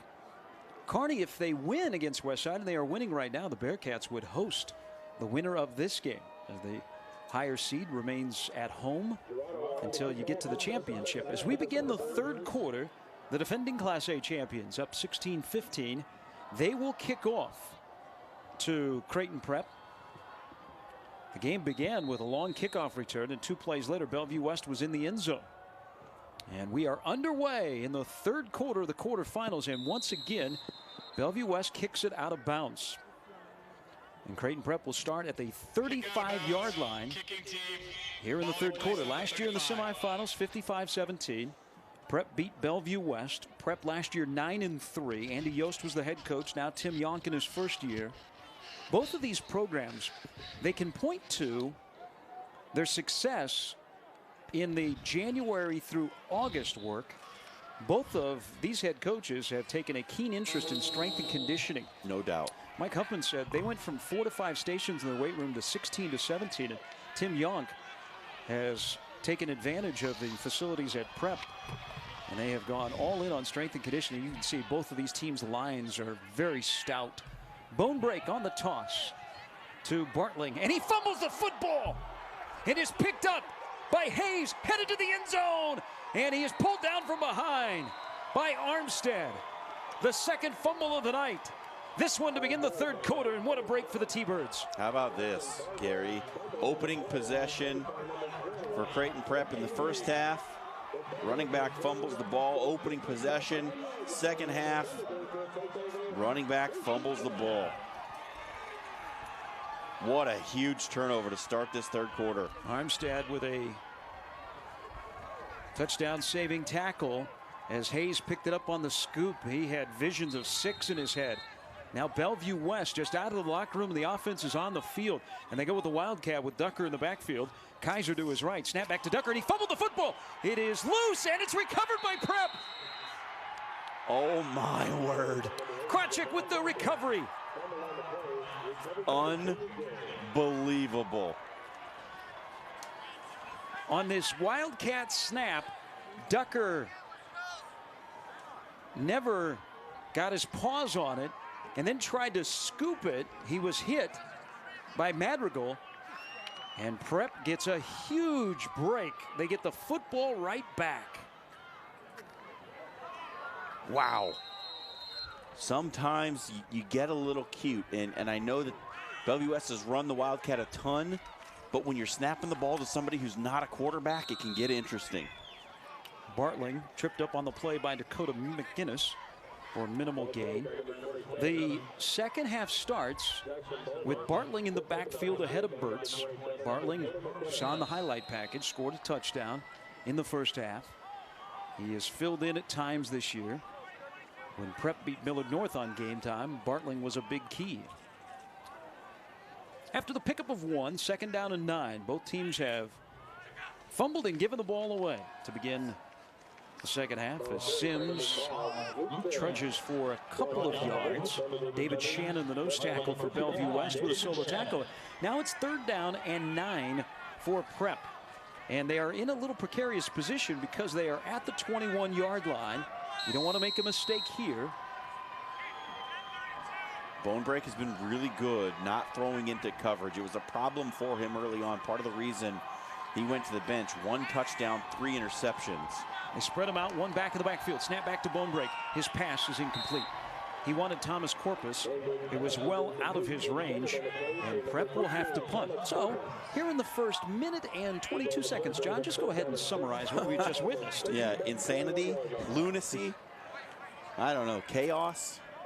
It has been wild, and maybe now with a punt, we're going to settle things down. Good sign there. You saw Reed Burke, the starting quarterback for Prep, with his right arm in a sling. He was doing some coaching with Bone break coming off the sideline and some of his wide receivers. So Prep will have to punt the football away. Noah Stracco is back, takes the punt from the 8-yard line, and it gets a friendly Junior J roll inside of the 30-yard line, and they will down it at about the 27. So Bellevue West, second offensive possession. One snap, one fumble. Prep, one snap, one fumble. 13-3, Kearney leads West Side now into the third quarter. Omaha North is shutting out Millard South 35-0.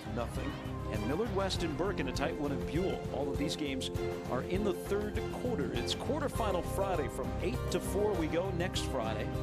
Here in Class B, Gretna, the #1 seed, leading Grand Island Northwest 10-7. York wins. Elkhorn South wins as well. Scott and McCook involved in a tight one.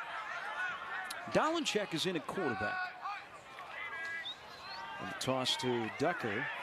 And not much running room on the outside. This is a Prep defense that for the most part tonight has been fundamentally sound, led by that man, Luke Sims.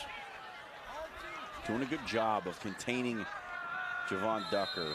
I told you that he was averaging 9.3 yards a touch. He had 16 touches for 103 yards in the first half. That's just 6.6. So you've cut it down by a third of his average yards per touch. That's pretty good. Smith in motion. This is an offense that 7 of the 10 games this year, they scored 48 or more. Dolenchek to Cedric Johnson. The basketball star with some speed. And out to the 49-yard line. That's a pickup of 22 for Cedric Johnson, who already has a touchdown reception tonight. Excellent block on the perimeter by Shane Smith. You're going to see him. He just stays with it. Keeps pushing right here. Doesn't know what's going to happen, but stays with the block and gives Johnson a lane to the outside. Excellent play. His cousin C.J. Johnson is the all-time leading receiver in the state of Nebraska, over 3,500 receiving yards, is now at Wyoming. Got Cade Johnson, another cousin, is at South Dakota State. Cluster Johnson is their dad, former Bellevue West stalwart, multi-sport athlete, and then went on to play at Nebraska as Dolenchek is ridden down to the backfield. That was fooling nobody, as coming in to make the tackle was Austin Kurzman. Well, it's part of this offense. You know, the zone replay. It's not Dolenchek's bread and butter, not his forte by any means, but they have to do it to keep the defense honest, and right there, it just didn't work out. That's not Dolenchek's game. Loss of 4, second down and 14. Just underway in the third quarter. Each team has fumbled and lost once. Dolenchek, plenty of time. Screen is batted away, and it's intercepted. And Dolenchek with the tackle of Jack Haas. On the deflection, made the pick. And a turnover by Bellevue West, and Prep is in great position. That was just an awesome play by Tom Searle. You're going to see him, look, he reads screen all the way, gets back into coverage and pops it up in the air. Great play by the defensive end, exactly as he's coached to do it. Only the sixth interception, I beg your pardon, of the year for Dolenchek. And that Prep defense, which has allowed the #1 scoring offense in Class A to only 16 points. They came in averaging nearly 52, and Prep gets the ball back in great field position for the Bellevue West 29-yard line after the second turnover of the third quarter by the T-Birds. Jack Haas has already taken unofficial visits as a junior to Northwest Missouri State, also Bucknell. He'll block for Luke Sims. Sims got about 3 before he was stood up and pushed back. Clock running here in the third quarter. Luke Sims is only a junior. Sims, Benna, and Trendell Dawkins, another of the Prep offensive linemen, all were at South Dakota last week in Vermillion, where Tyler Charay, a member of the Bellevue West State Championship team last year, is the starting center as a true freshman. Now bone break in the gun of the pistol with Bartling on his hip. Tosses it to Bartling. Sims out blocking. Bartling eludes a tackler. He gets 5, so it'll be 3rd down and 3. Not yet seen Burt's here in the third quarter.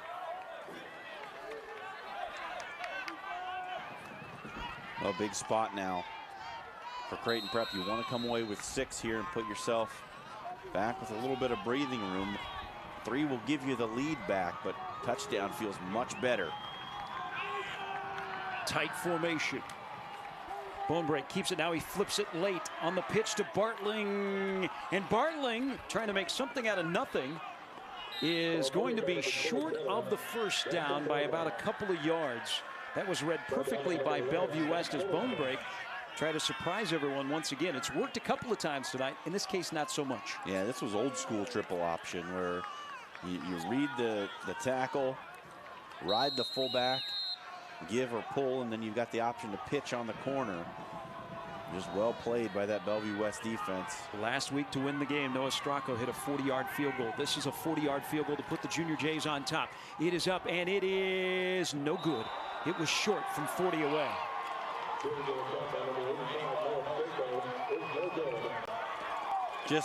He never hit it cleanly, just didn't get enough on it. So it remains 16-15. Bellevue West. Iowa Western has the career choices that fit your busy schedule. Come to campus, study online, or enroll in evening classes now. Just go to iwcc.edu. Iowa Western. The world is waiting. Kearney could be waiting for the winner of this game. They lead West Side. The winner could be on the road for the semifinals. Back on the attack is Bellevue West. They've turned the ball over twice, a fumble and an interception. They keep it on the ground with Ducker. Tom Searle with another tackle. Creighton Prep last week had a rally against Grand Island to get to the quarterfinals. Bellevue West pulled away from Lincoln Southwest. Pickup of 2 for Ducker. Dolanchek to throw on second down, and it is incomplete. And again, a couple of wide receivers in the same vicinity as Dolanchek whistled it through a set of hands, incomplete. Yeah, you're not even sure who that was supposed to go to. Who's the intended receiver? They're both running essentially the same route. Now Joe Carew almost had an interception. Dolanchek, last possession, threw his 6th interception of the year. Snap back to him on 3rd down and 8. And Bellevue West will have to punt the football. Dolanchek's been playing with a dirty pocket all night. He's got guys rolling around in his feet, guys getting in his face, hitting him in the ribs. That time it was Haas down around the ankles, and Dolanchek threw a fastball in the dirt. Dolanchek is the punter, so he remains on the field. 16-15. Bellevue West has turned it over twice, and now they will punt it away.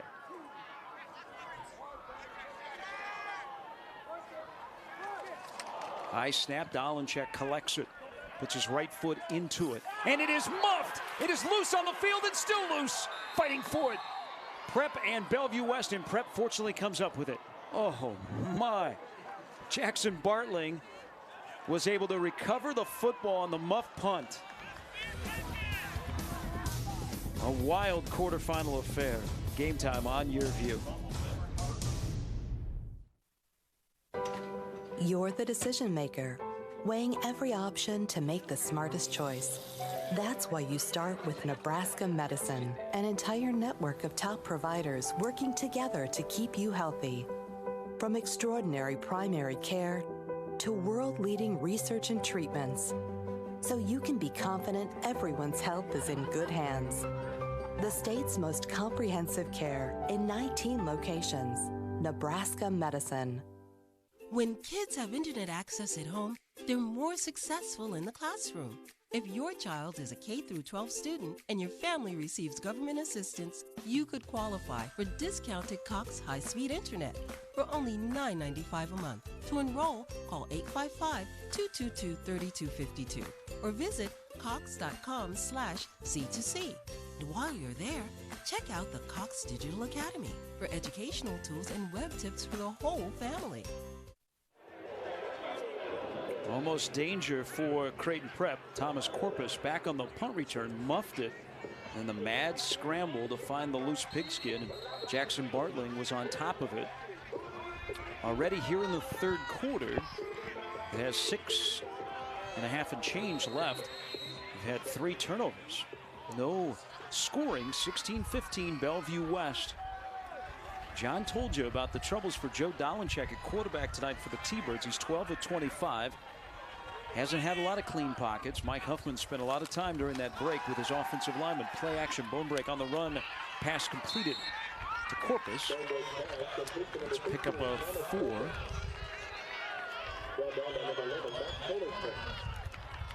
This was the game plan here tonight for Tim Yonk, was power running and short passing, and they've executed it pretty well. Now the job is to take advantage of Bellevue West's inefficiency on offense here in the third quarter and put some points on the board. Toss play to Bartling, who's seen the majority of the action here in the third quarter, and he rips off a run, bounces off a Roam, and gets 4 extra yards. Jackson Bartling into Bellevue West territory. Bartling is slippery, man. You get him in those tight spaces, and he is just tough to bring down. Good block by Sims on the edge. And then the spin move. He's got linemen down there in front of him. This offense has come to play tonight, Gary. Big block by the rising star at left guard, Ryan Bennett, only a junior. Bonebreak keeps it, and Bonebreak's got some room to the outside, down the sidelines, and then he's knocked out of bounds. And another play fake. Bonebreak kept it, and a big chunk play. And Prep is in the shadow of the goal line to go up. Well, quarterback run game, we talked about it. It's a weapon when Bonebreak's in there, and he has done a great job running it here tonight. Coming in, Bonebreak, 25 carries this year for 143 yards. He's replacing Reed Burke, who broke his arm on the final play of the first-round matchup. Bonebreak has marched the Junior Jays to the 12-yard line. Down 16-15. He keeps it again, and he wiggles his way to the 1-yard line.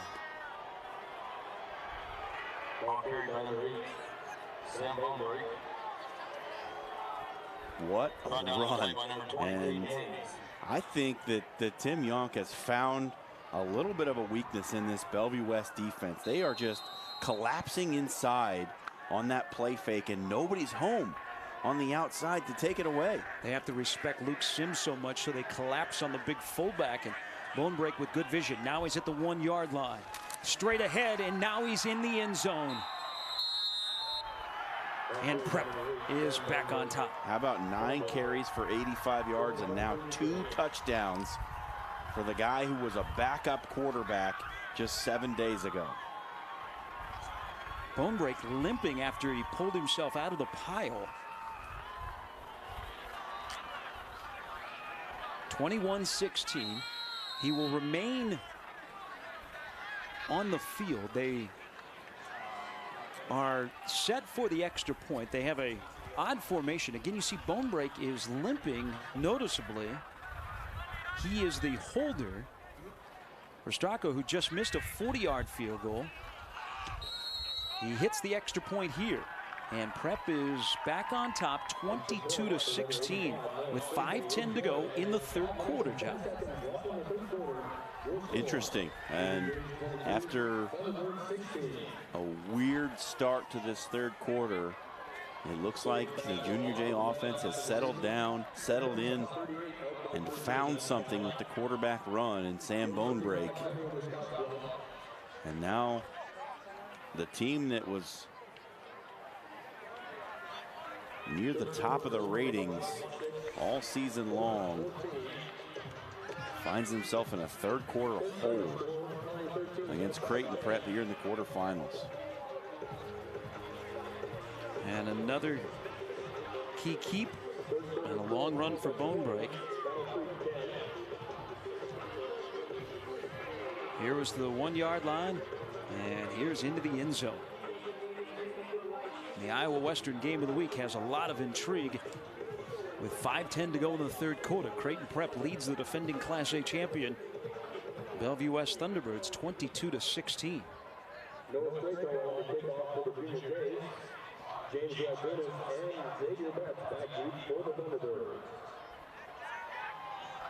Big possession for this Bellevue West offensive line. Will they come out after hearing it from Mike Huffman on the sideline and be able to give Dolanchek some time back there to find the open man?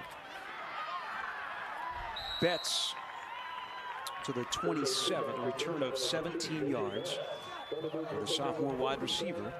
Again, Joe Dolanchek just 12 of 25 Last year played the state final with a broken finger.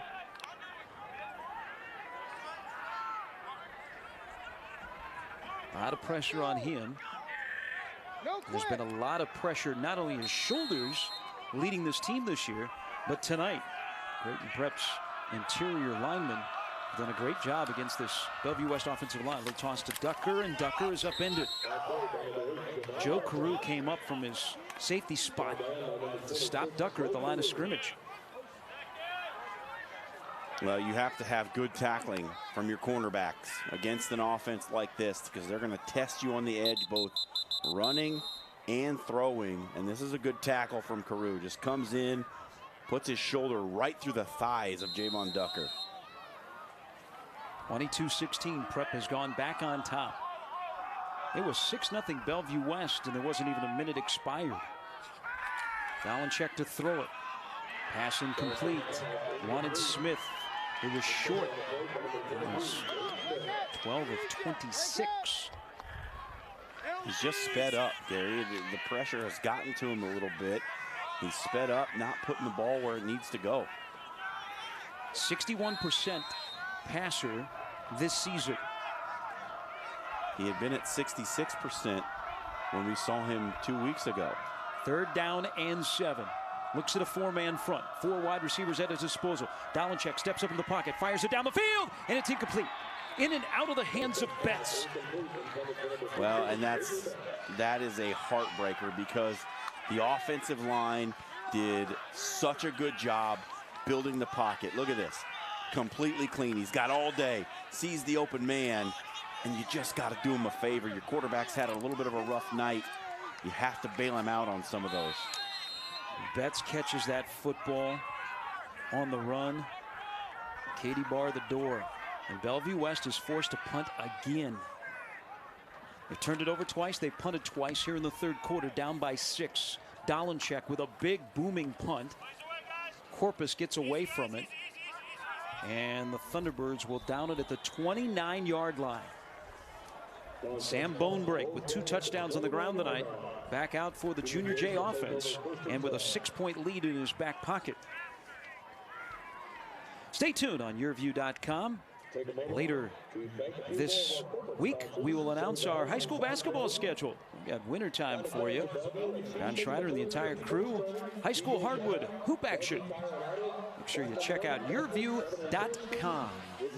Should be a fun year in the gymnasiums around the metro. Omaha Creighton Prep, the boys team, and it's an all-boys school, so that would make sense. Josh Lutke, the head coach. They should be preseason #1. And Doug Woodard, one of the most successful high school basketball coaches in the state of Nebraska, leads Bellevue West. Bonebrake this time is not fooling anyone, and he goes down. Well, that's a big key for this Bellevue West defense now.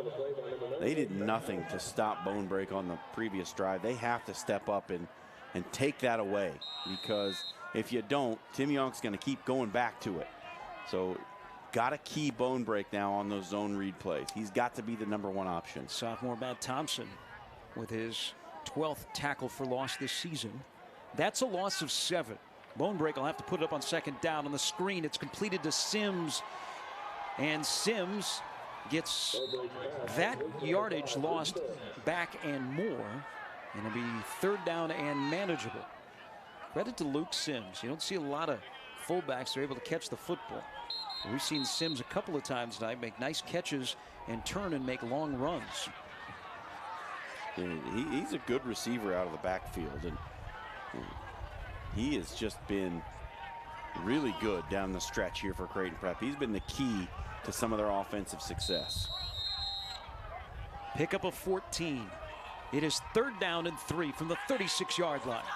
Tight formation for Prep. Now Bonebrake checks the sidelines. 5 on the line of scrimmage, including the big fella, Tyler Cheney, who comes in on 3rd down at 300 pounds.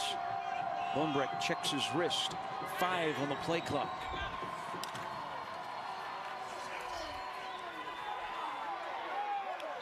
Sims is not going to get it. I think it was Austin Shook who came in on the blitz and got through there and slowed Sims down in the backfield, and that was big because when you make him change direction in the backfield, he doesn't have all that momentum going into the line, and it's a little easier to bring down than when he's headed full steam at your linebackers. Clock running here in the third quarter. It was 16-15 Bellevue West at halftime. Lone break touchdown is the difference now. Stracco, who on a punt earlier in the game, ran with it, rugby-style punt, and this is going to roll and roll and roll and be down at the 6-yard line. That is a 57-yard punt. 89.7 The River is your home to awesome alternative rock music.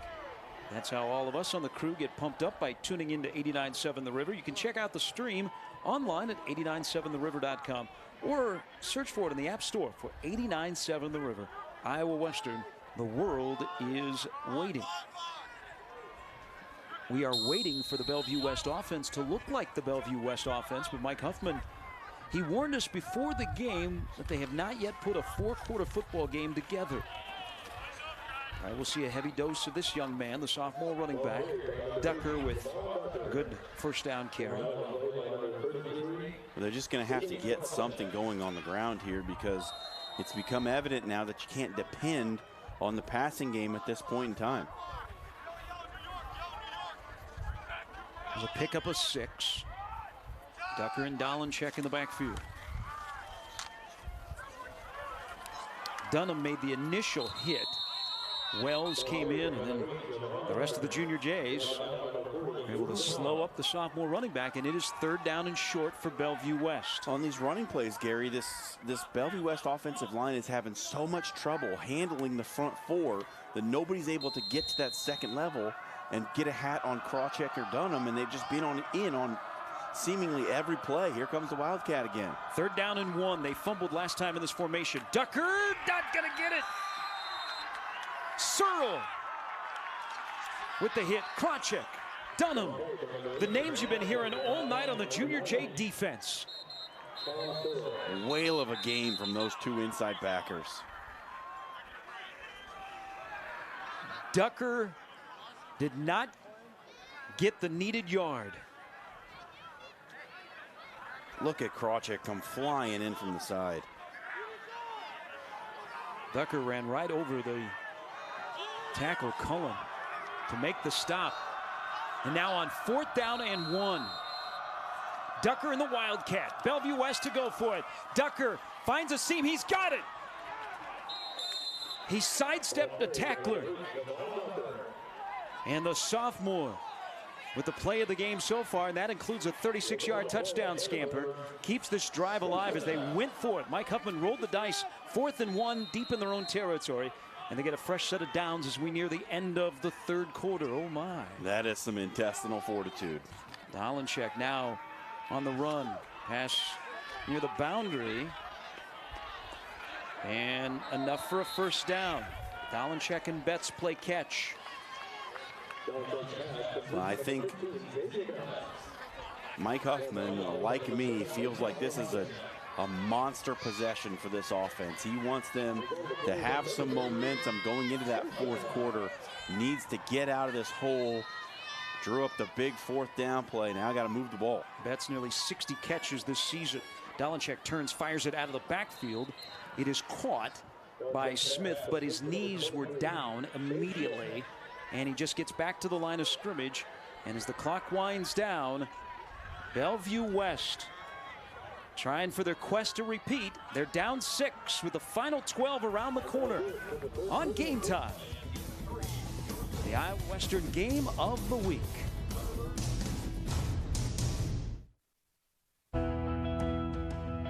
At DiVentures, we want to create a full-service customer experience.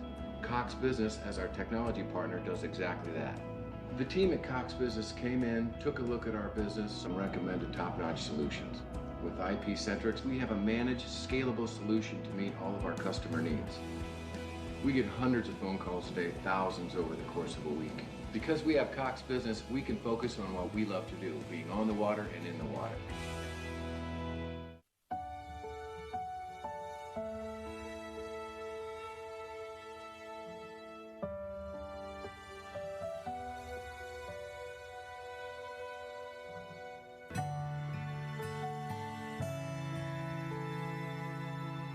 Life is full of heroes,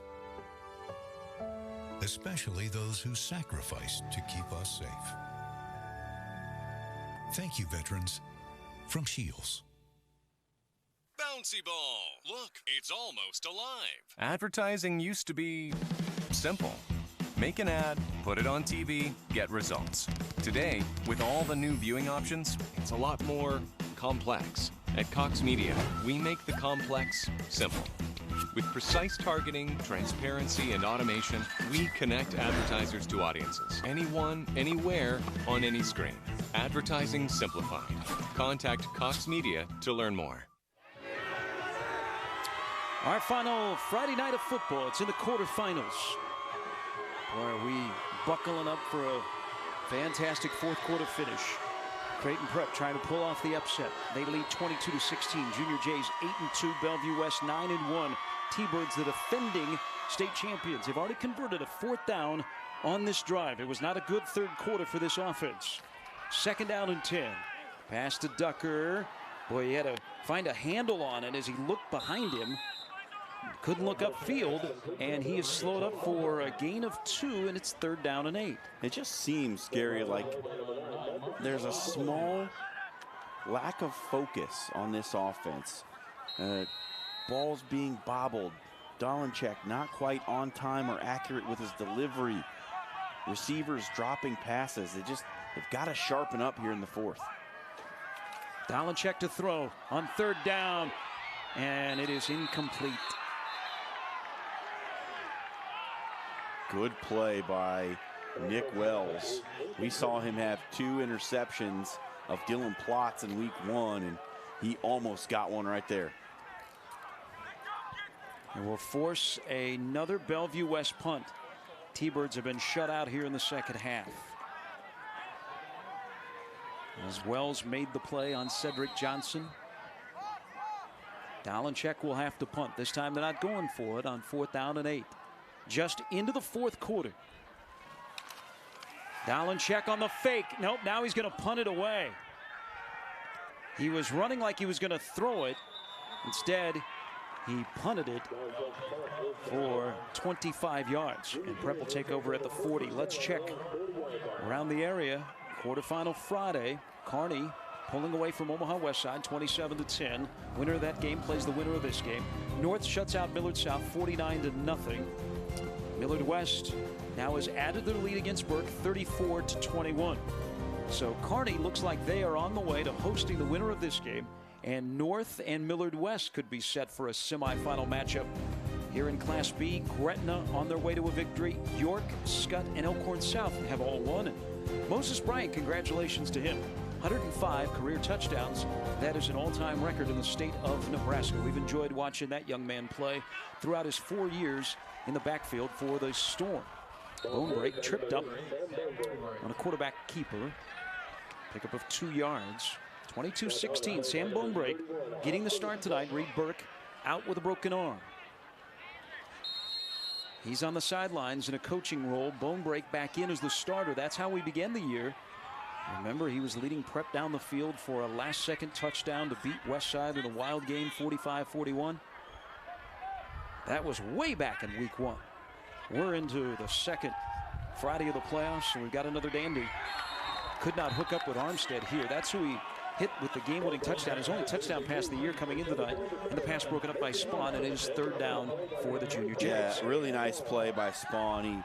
He's beaten on the play, but he comes in from behind and wins with contact on the receiver at the right time. Good play.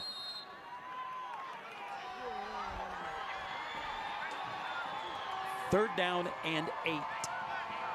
Not a situation that Tim Yonk really wants to be in. Bone break with just Bartling in the backfield. Snap back to him. Steps up in the pocket. Fires deep down the near side and incomplete. He wanted Thomas Corpus. Eve Howell is able to force the punt. Yeah, just throwing a little bit inside. Armstead can't quite reach it. But a good stand for that Bellevue West defense. They really needed that. could not afford to give up more points here, down 6. Still early in the fourth quarter, but time is getting short now for this offense. Stracco, rugby-style punt. He's a 34-yard average punter. And Hayes picked it up at the 25, and he fumbled it. And Prep recovers. He turned his back, picked it up on the bounce. And when he turned back upfield, he lost it.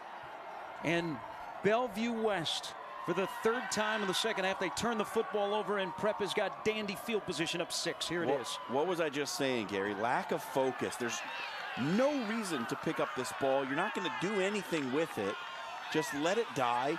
Get your offense out on the field. Go down, score, and take the lead. But instead, you've just given this Prep offense the chance to do exactly what it wants to do, which is run more time off the clock. I don't understand the decision to pick up that football. Hand off to Luke Sims.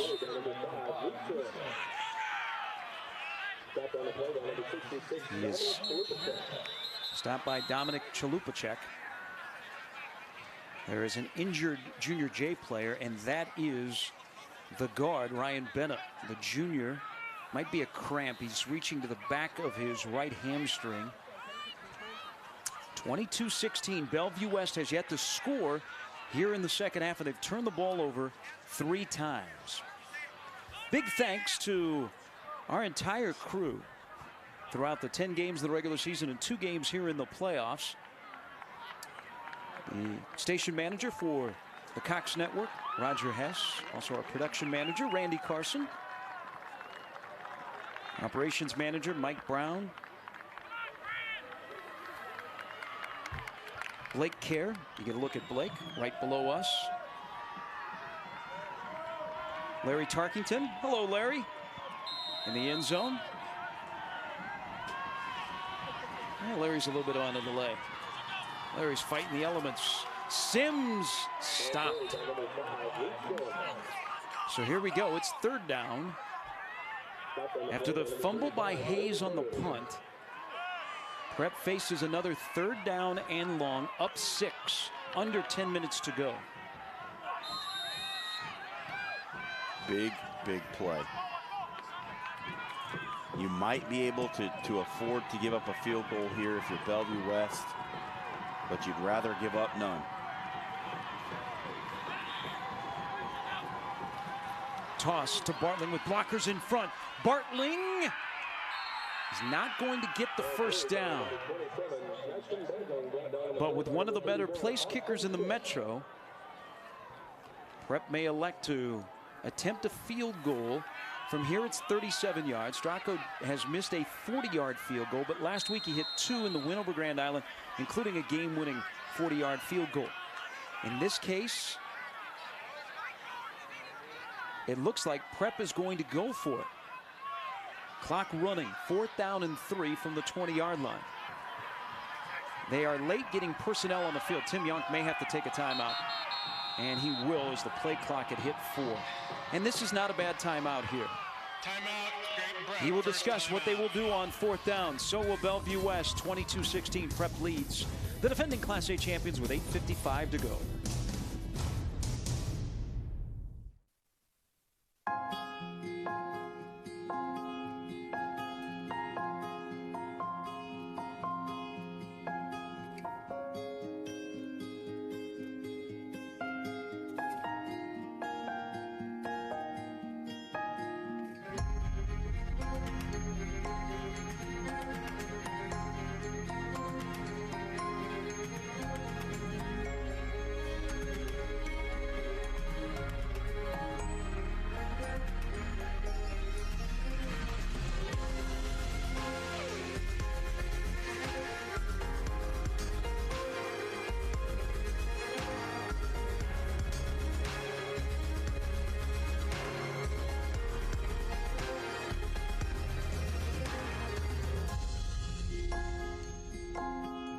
Schedule your campus visit today. Iowa Western. The world is waiting. Been 12 years since Creighton Prep has won a state title. That used to be like death and taxes. Creighton Prep winning state titles. Tim Yonk is in his first year. He's trying to pull off the upset of Bellevue West, and after the timeout, he elected to go for the field goal. 37 yards for Noah Straka, who missed a 40-yarder back in the third quarter. This is up, and this is no good. And Bellevue West, after the fumble on the punt, they hold. They keep Prep off the board. And they'll put their offense that has struggled tonight back on the field, down 6 with 8:50 to go. Not a bad decision, just wasn't able to convert it. Well, let's see if we can see what happened. Looks like a good snap, good hold. Just pushed it. The old wide right. Bellevue West been shut out here in the second half, and they've turned the ball over 3 times. Dolenchek at quarterback. Hand off to Ducker. Sprints through the middle for 5 yards.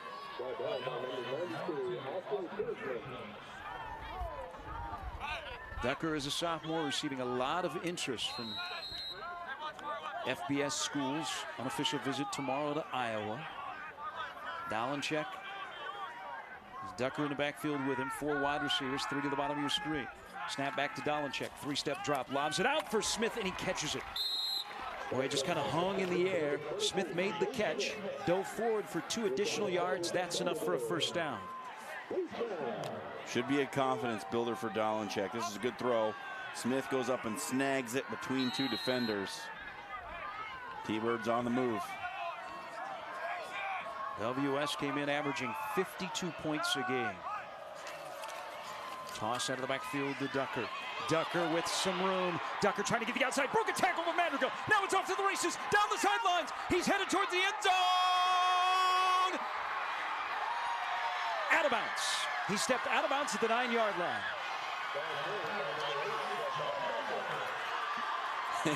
You're never out of it when you have a weapon like this. Just a little shovel out to Ducker. And he's so fast. And there is a flag down that only one person in the entire ballpark saw, and that was Joe Dolenchek. And it is coming all the way back. Oh, my goodness. It is almost in camouflage at the 33-yard line in the area of holding. It will take the Ducker. Great individual effort off the board. Mike Huffman, no argument. He may have saw the flag as well. Holding on Bellevue West. Oh. And it erases the Ducker run all the way to the 9-yard line. It'll push the T-Birds back 10. First down and 20. That is a backbreaker. Kind of the story of the night for this offense.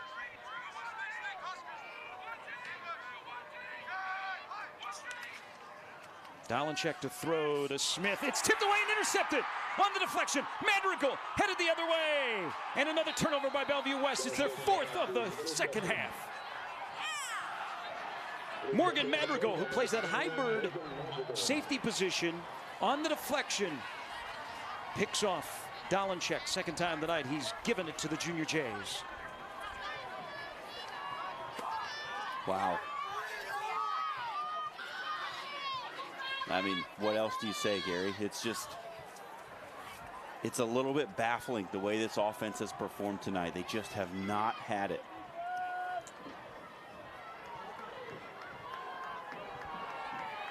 Four turnovers for Bellevue West.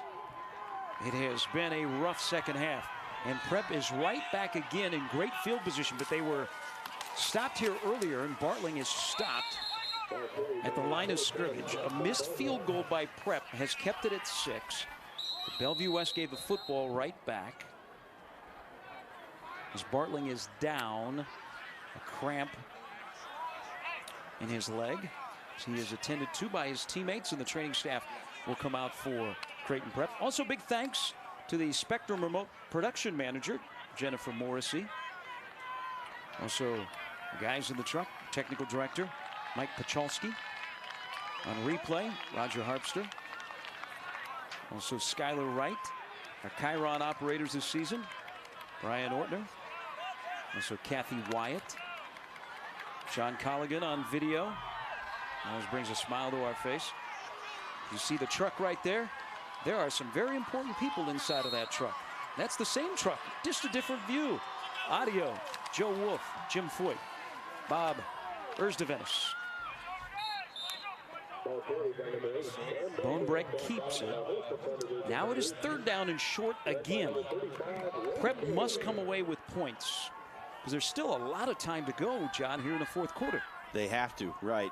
This is critical right here. You have to take advantage of these turnovers. There have been 3 turnovers now in the second half, and Creighton Prep hasn't really done much about it. 3rd down and 7. We're now under 7 minutes to go. The only score in the second half, courtesy of the Junior Jays. Bonebreak rolls out, looks to the end zone, fires it down the field. It is caught. It is enough for a 1st down. The big tight end, Grant Matthews, with a 3rd down catch. Yeah, and Bonebreak takes a pretty good lick at the end of this one. Not as big as it initially looked, just a little glancing blow. He was able to dodge it a little bit. But a good cool head back there, found his big tight end for the 1st down. Now inside the 10-yard line, can this Bellevue West defense do it again? Cannot allow a touchdown. Their high-octane, high-tempo, score-quickly offense is in the garage tonight. Sims on the handoff. Chalupacek leads the tackle, big number 66. Clock continues to run after a pickup of 1.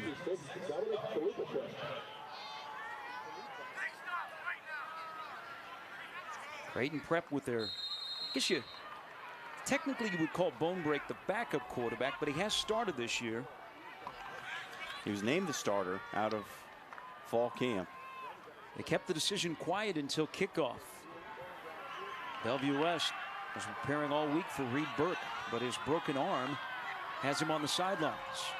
Bonebreak on 2nd down and goal from the 9. Miscommunication, he collided with Sims. He's going to go down. Smartly, he didn't try and do anything out of the ordinary with that play, as the many times we've seen the turnovers here in the second half. So he takes the loss, and it's 3rd down. They'll put the ball back at the 11. 3rd down and goal. Defensive lineman just got back there and interrupted that little ride step that he had with the fullback. It's going to be an option, and just threw off the timing of everything. And Bonebreak wisely just took the loss, as you said, Gary. And they're still in play for a field goal. Now, Stracco's missed 2, but this one a little bit closer than the others. 3rd and goal. Bonebreak letting the play clock run down to 5 to 4. Toss out of the backfield, incomplete, and just looked out of sorts from the snap. And it's 4th down and more manageable field goal position for Stracco, who has missed 2 tonight. 22-16. Bonebreak is the holder, so that's why he remains out there. This would make it a 2-score game. Still 4:50 to go, but that Bellevue West offense that we saw score in 2 plays to begin the game hasn't been anywhere near that. This is a 30-yard field goal. It is up, and it is good.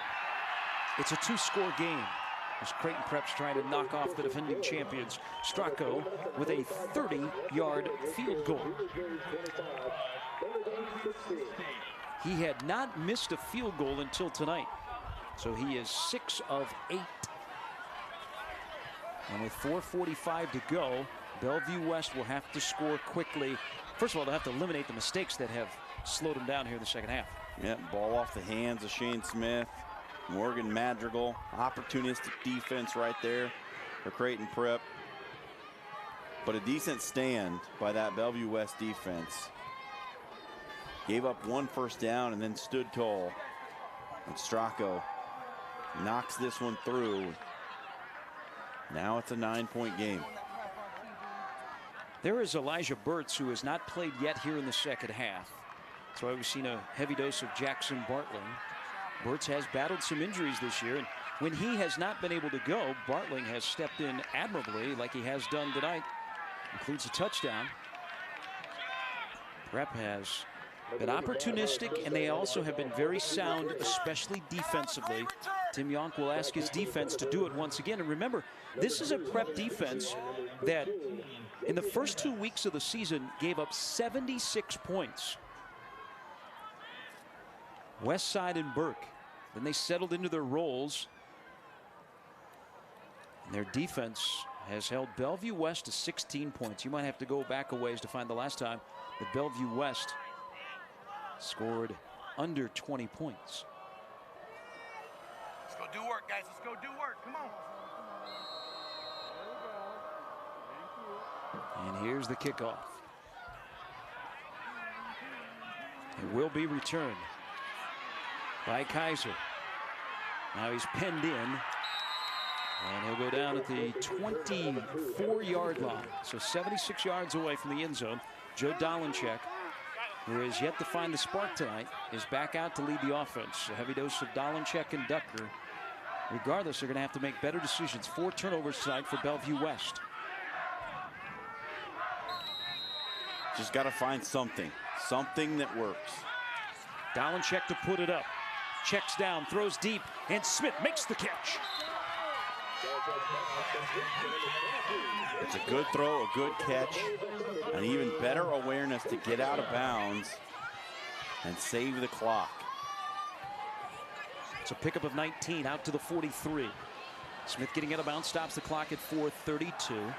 Bellevue West has 2 timeouts remaining. They're down 9, trying to keep their season alive. Dolenchek throwing deep down the sidelines for Betts. He makes the catch, and then he lost it as he hit the ground. He was able to haul it in over Madrigal, but as he went down, hit the turf, and the ball dropped out of his hands. Well, it's great coverage by Marcus Vaughn Jones. Look at him get that hand in there at the last second. This is a guy who Tim Yonk said this week needed to have a big game against Xavier Betts, one of the best receivers in the state, and he has shown up big. 2nd out and 10. Dolenchek to throw it again. Wide open wide receiver Kaiser. There's a flag down. Kaiser is hauled down at the 31, but this looks like it's coming back. Yeah, I think it's going to be holding on Cedric Johnson. Bellevue West, especially here in the second half, haven't been able to get out of their own way. Got him for a block in the back. I thought it might be a hold, but it was instead a block in the back on Cedric Johnson.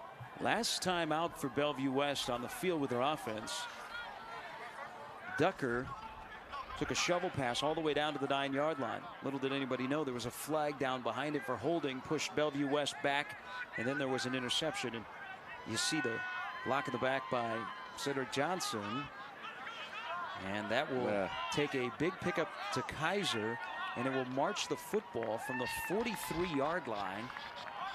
I don't know, Gary. If you read it by the letter of the rule, he had a hand in the defensive player's back. But boy, that's ticky-tack for me. They place the ball at the 27-yard line. Mike Huffman signals in the plays. Went to Nebraska Kearney on a baseball scholarship.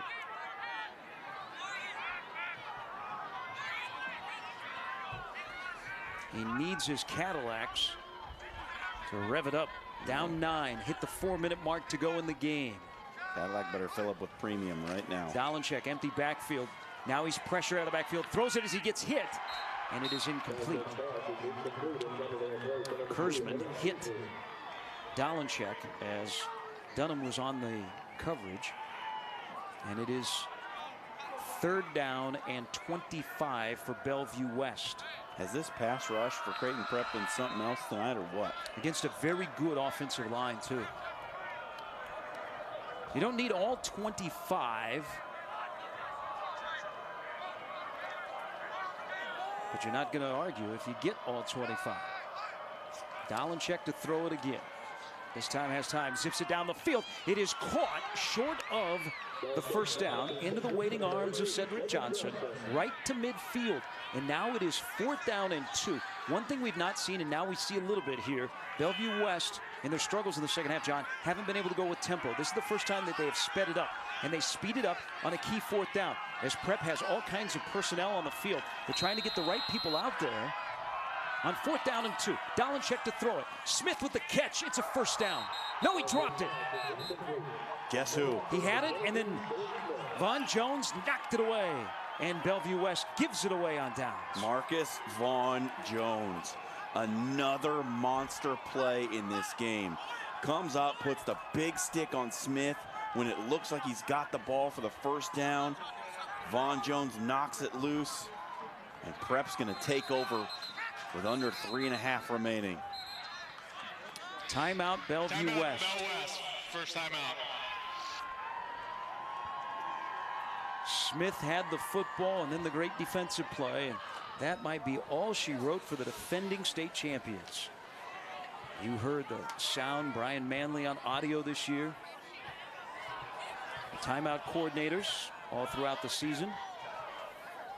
Margaret Silhasic, also Logan Murata, Nick Harpster, one of our guys down on the field. So Jason Romano joins us this year. Thanks to our engineers, Brian Poe, Craig Neatfelt, also Carl Maloney, Mike Kranick on camera. And big thanks up here in the booth to Joe Ziski, our statistician. Megan Scolio all season long, a new addition to our crew on the sidelines. We've enjoyed having Megan. Also, behind the scenes, not only our great men and women that are part of the Game Time crew on YurView and what they do leading up to Friday nights. Most of the most important stuff they do, you never get to see. But we also get great cooperation from the athletic directors and the coaches that we have been involved with this year. We hope you've enjoyed the product. This one, feeling like an upset. Prep gets the ball back. Bartling with a big carry. That is a new set of downs. And that might send us to a new state champion in 2017. Can't say enough. I mean, I know it's not over yet, but we're trending that way. But honestly, can't say enough about the way Creighton Prep has come in and played in this game. No, the Bellevue West offense hasn't been sharp, but a lot of that has been due to the pressure that those front four have put on Dolenchek and company and put them under consistently throughout this game. Bonebreak keeps it, and he'll just go down to let the clock run. Bellevue West with 2 timeouts remaining, down 2 scores. The winner will go to Kearney. If it is Creighton Prep and they hold on, it'll be a rematch of a regular season contest in which Kearney lost their quarterback during the course of that game, Cannon Coster. He was back tonight, but Kearney beat Prep 24-7. Prep 8-2, Bellevue West 9-1, timeout T-Birds. They stop the clock with 2:23 to go. Bellevue West had won 20 in a row, then they lost to Westside. They rebounded against Burke and Lincoln Southwest in the last 2 weeks, but tonight, 4 turnovers, only a couple of scores, and they have run into a Prep team that has played with a ton of confidence.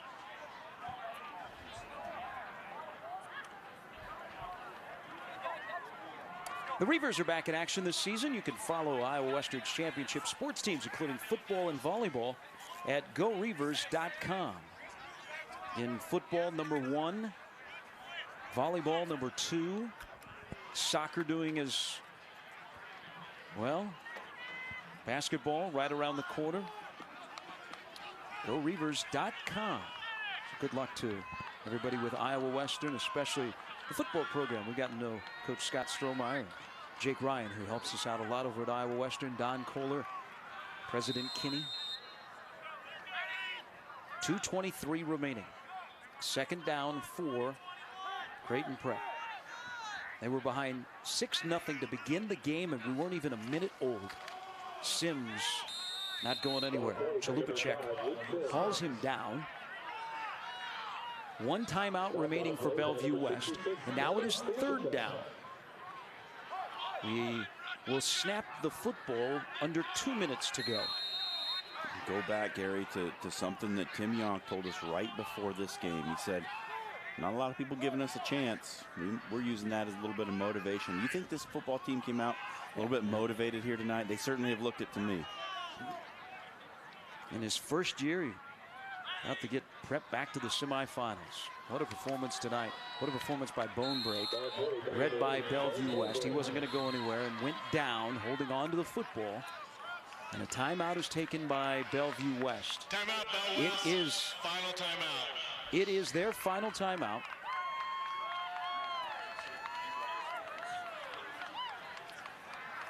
(25-16), minute 39 to go. It'll be 4th down, well out of field goal range. So Prep will go for it and try and hold on to the football. And Bellevue West will try and pull off a miracle if they get the ball back. Again, in Class A tonight, we went from 16 to 8. We'll be to 4 next Friday. The Class A final is at Memorial Stadium in Lincoln, the home of the University of Nebraska Cornhuskers, on November 21st. Kearney is going to advance. They're the lone unbeaten team in Class A. That defense really good because we know what that Westside offense can do. Certainly. Omaha North has moved on, and Burke has crept within 6 of Millard West at Buell Stadium in Millard late in the 4th quarter. In Class A, Gretna, York, Scott, Elkhorn South all move on. Gretna and Scott will meet in the semifinals. Elkhorn South and York will be a rematch of a regular season opener that Elkhorn South won. Elkhorn South, their lone loss this year to Gretna. We're trending towards that matchup in the state final in Class B. Prep will punt the football away. And it will roll out of bounds. So here we go, a minute 32, down 2 scores. Bellevue West needs Joe Dolenchek to be the Joe Dolenchek of the postseason last year. And for the majority of this season, just hasn't worked for him tonight. But tip your cap to this Prep defense, which will play a lot of prevent here. With 92 seconds remaining, Bellevue West is out of timeouts. They have to go 93 yards. One thing I found interesting this week was Tim Young talking about his defense and the way that they've moved some personnel around and simplified some packages, which has allowed them to play faster. And I think that has shown up on the field here tonight. Snap back to Dolenchek in an empty backfield. Steps up, throws deep down the field, and it is incomplete. He wanted Cedric Johnson. Clock stops, minute 28 to go. Now it is 2nd down and 10. Well, it's drop back and sling it time now. And as you said, Dolenchek's got to sharpen up. He's got to be better than he has been tonight. I thought it was one of the keys from the outset was his completion percentage. It's been bad tonight, and it's shown up. Pass tipped, incomplete. A couple interceptions tonight on Dolenchek's tab.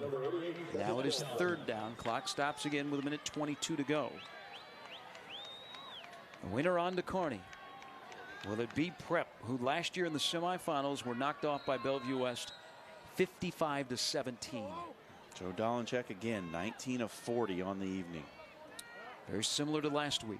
That was a 20-point win. Tonight, it's a 9-point deficit. Ducker will run it.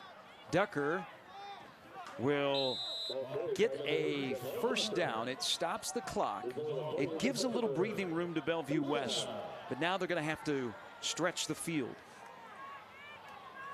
They start the clock up again. Dolenchek, empty backfield, 5 wide receivers. Steps up, fires down the field. It is caught by Kaiser. There is a flag down.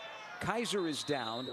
The flag on the field is in the area of holding, and the way the second half has gone tonight for Bellevue West, you knew that was coming. They have been their own worst enemy. 4 turnovers tonight, costly penalties. It runs the clock to a minute 5, and it pushes them back 10. Well, they just haven't been able to handle the front 4 from Creighton Prep up front, and it's resulted in, you know, some hurried throws from Dolenchek, a sack, A couple interceptions and some holding penalties also. First down. They'll place the ball back at the 9-yard line. When you're getting beat up front, you tend to just try to hang on any way you can, and that's when the yellow flags come out. Prep has defensive backs 15 to 20 yards off the line of scrimmage. They're only rushing 3. Empty backfield. Dolanchek's got to get rid of it quickly and deep down the field. He throws deep down the field, and it is intercepted. Mason Armstead with the interception, and that will end it. And Creighton Prep is going to move on to the semifinals, and we will have a new champion in Class A.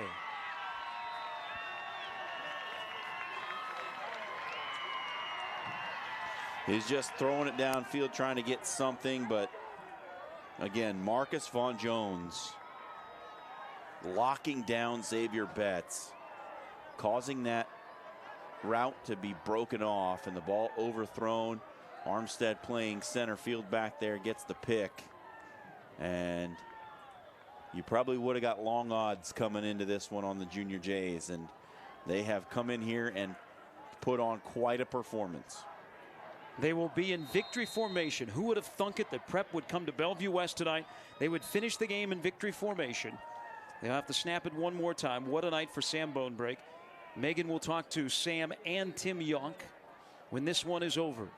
And the semifinals will feature a rematch. Creighton Prep at Kearney. To hold this offense to 16 points, Gary, that is remarkable. 0 in the second half. And Creighton Prep, their only 2 losses this year to 2 fellow quarterfinalists, Burke and Kearney. They will get a chance to avenge the loss. Bonebrake with the final kneel down. The celebration will begin on the Prep sideline. Creighton Prep has knocked off the defending Class A champions 25-16, and that man in the middle, Tim Yonk, couldn't be prouder of his group of young men. Pretty good start to the career for Mr. Yonk, isn't it? Year number 1, he's going to the semifinals. We will talk to him next. 25-16, Prep knocks off Bellevue West.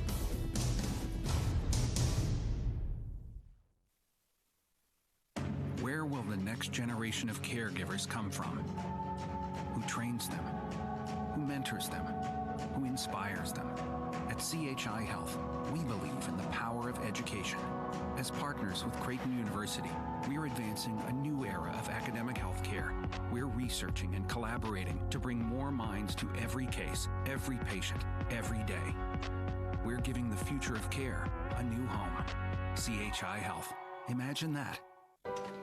You're the decision maker, weighing every option to make the smartest choice.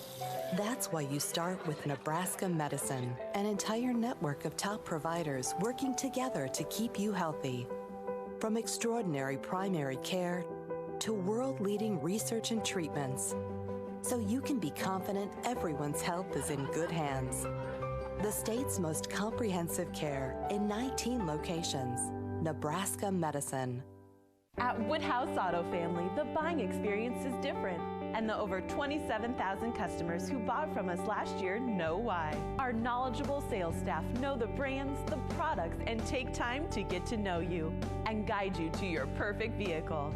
And that experience continues with any of our 16 service locations, and with trained advisors and technicians to help you maintain your vehicle. Experience the difference. Purchase with confidence. This is Woodhouse. You're watching this week's Game Time on YurView, the Iowa Western Game of the Week.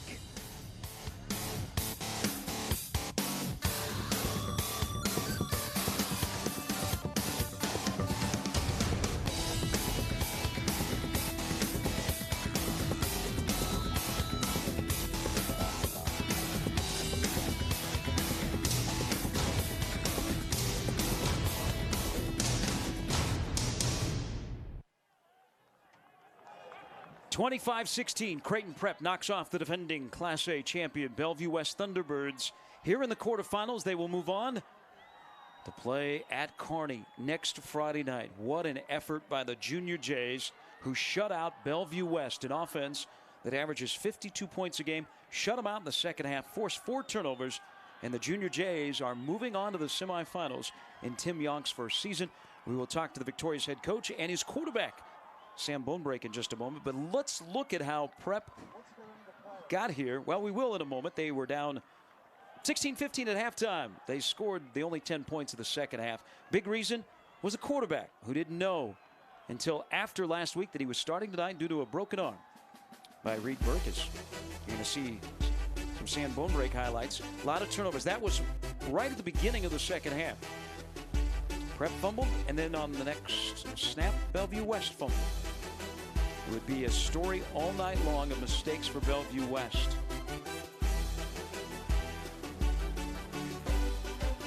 You see Cedric Johnson with a big gain. He had a touchdown reception earlier. Joe Dolenchek with 40 touchdown passes this year, but just was not his night. On the deflection, Jack Haas with an interception. Just great defensive plays all around, pretty much all over the field for Creighton Prep tonight, Gary. Everybody got in on the act, and when you shut out a team that has topped 500 yards 5 times on the season, you shut them out in the second half, it takes everybody. And I don't know that there's a defender on Creighton Prep's side of the ball who had a bad game. I mean, can you point to one? No, I don't think you can. They all played really, really solid tonight. The 2 linebackers were flying all over the place. The 2 defensive ends, Kurzman and Searle, were seemingly playing in the backfield all night long. And Marcus Vaughn Jones absolutely locked down Xavier Betts tonight. Sam Bonebrake. Key conversion, field goal, 25-16. Prep over Bellevue West as Joe Dolenchek kept throwing down the field. Armstead with an interception, and Bonebrake a celebration.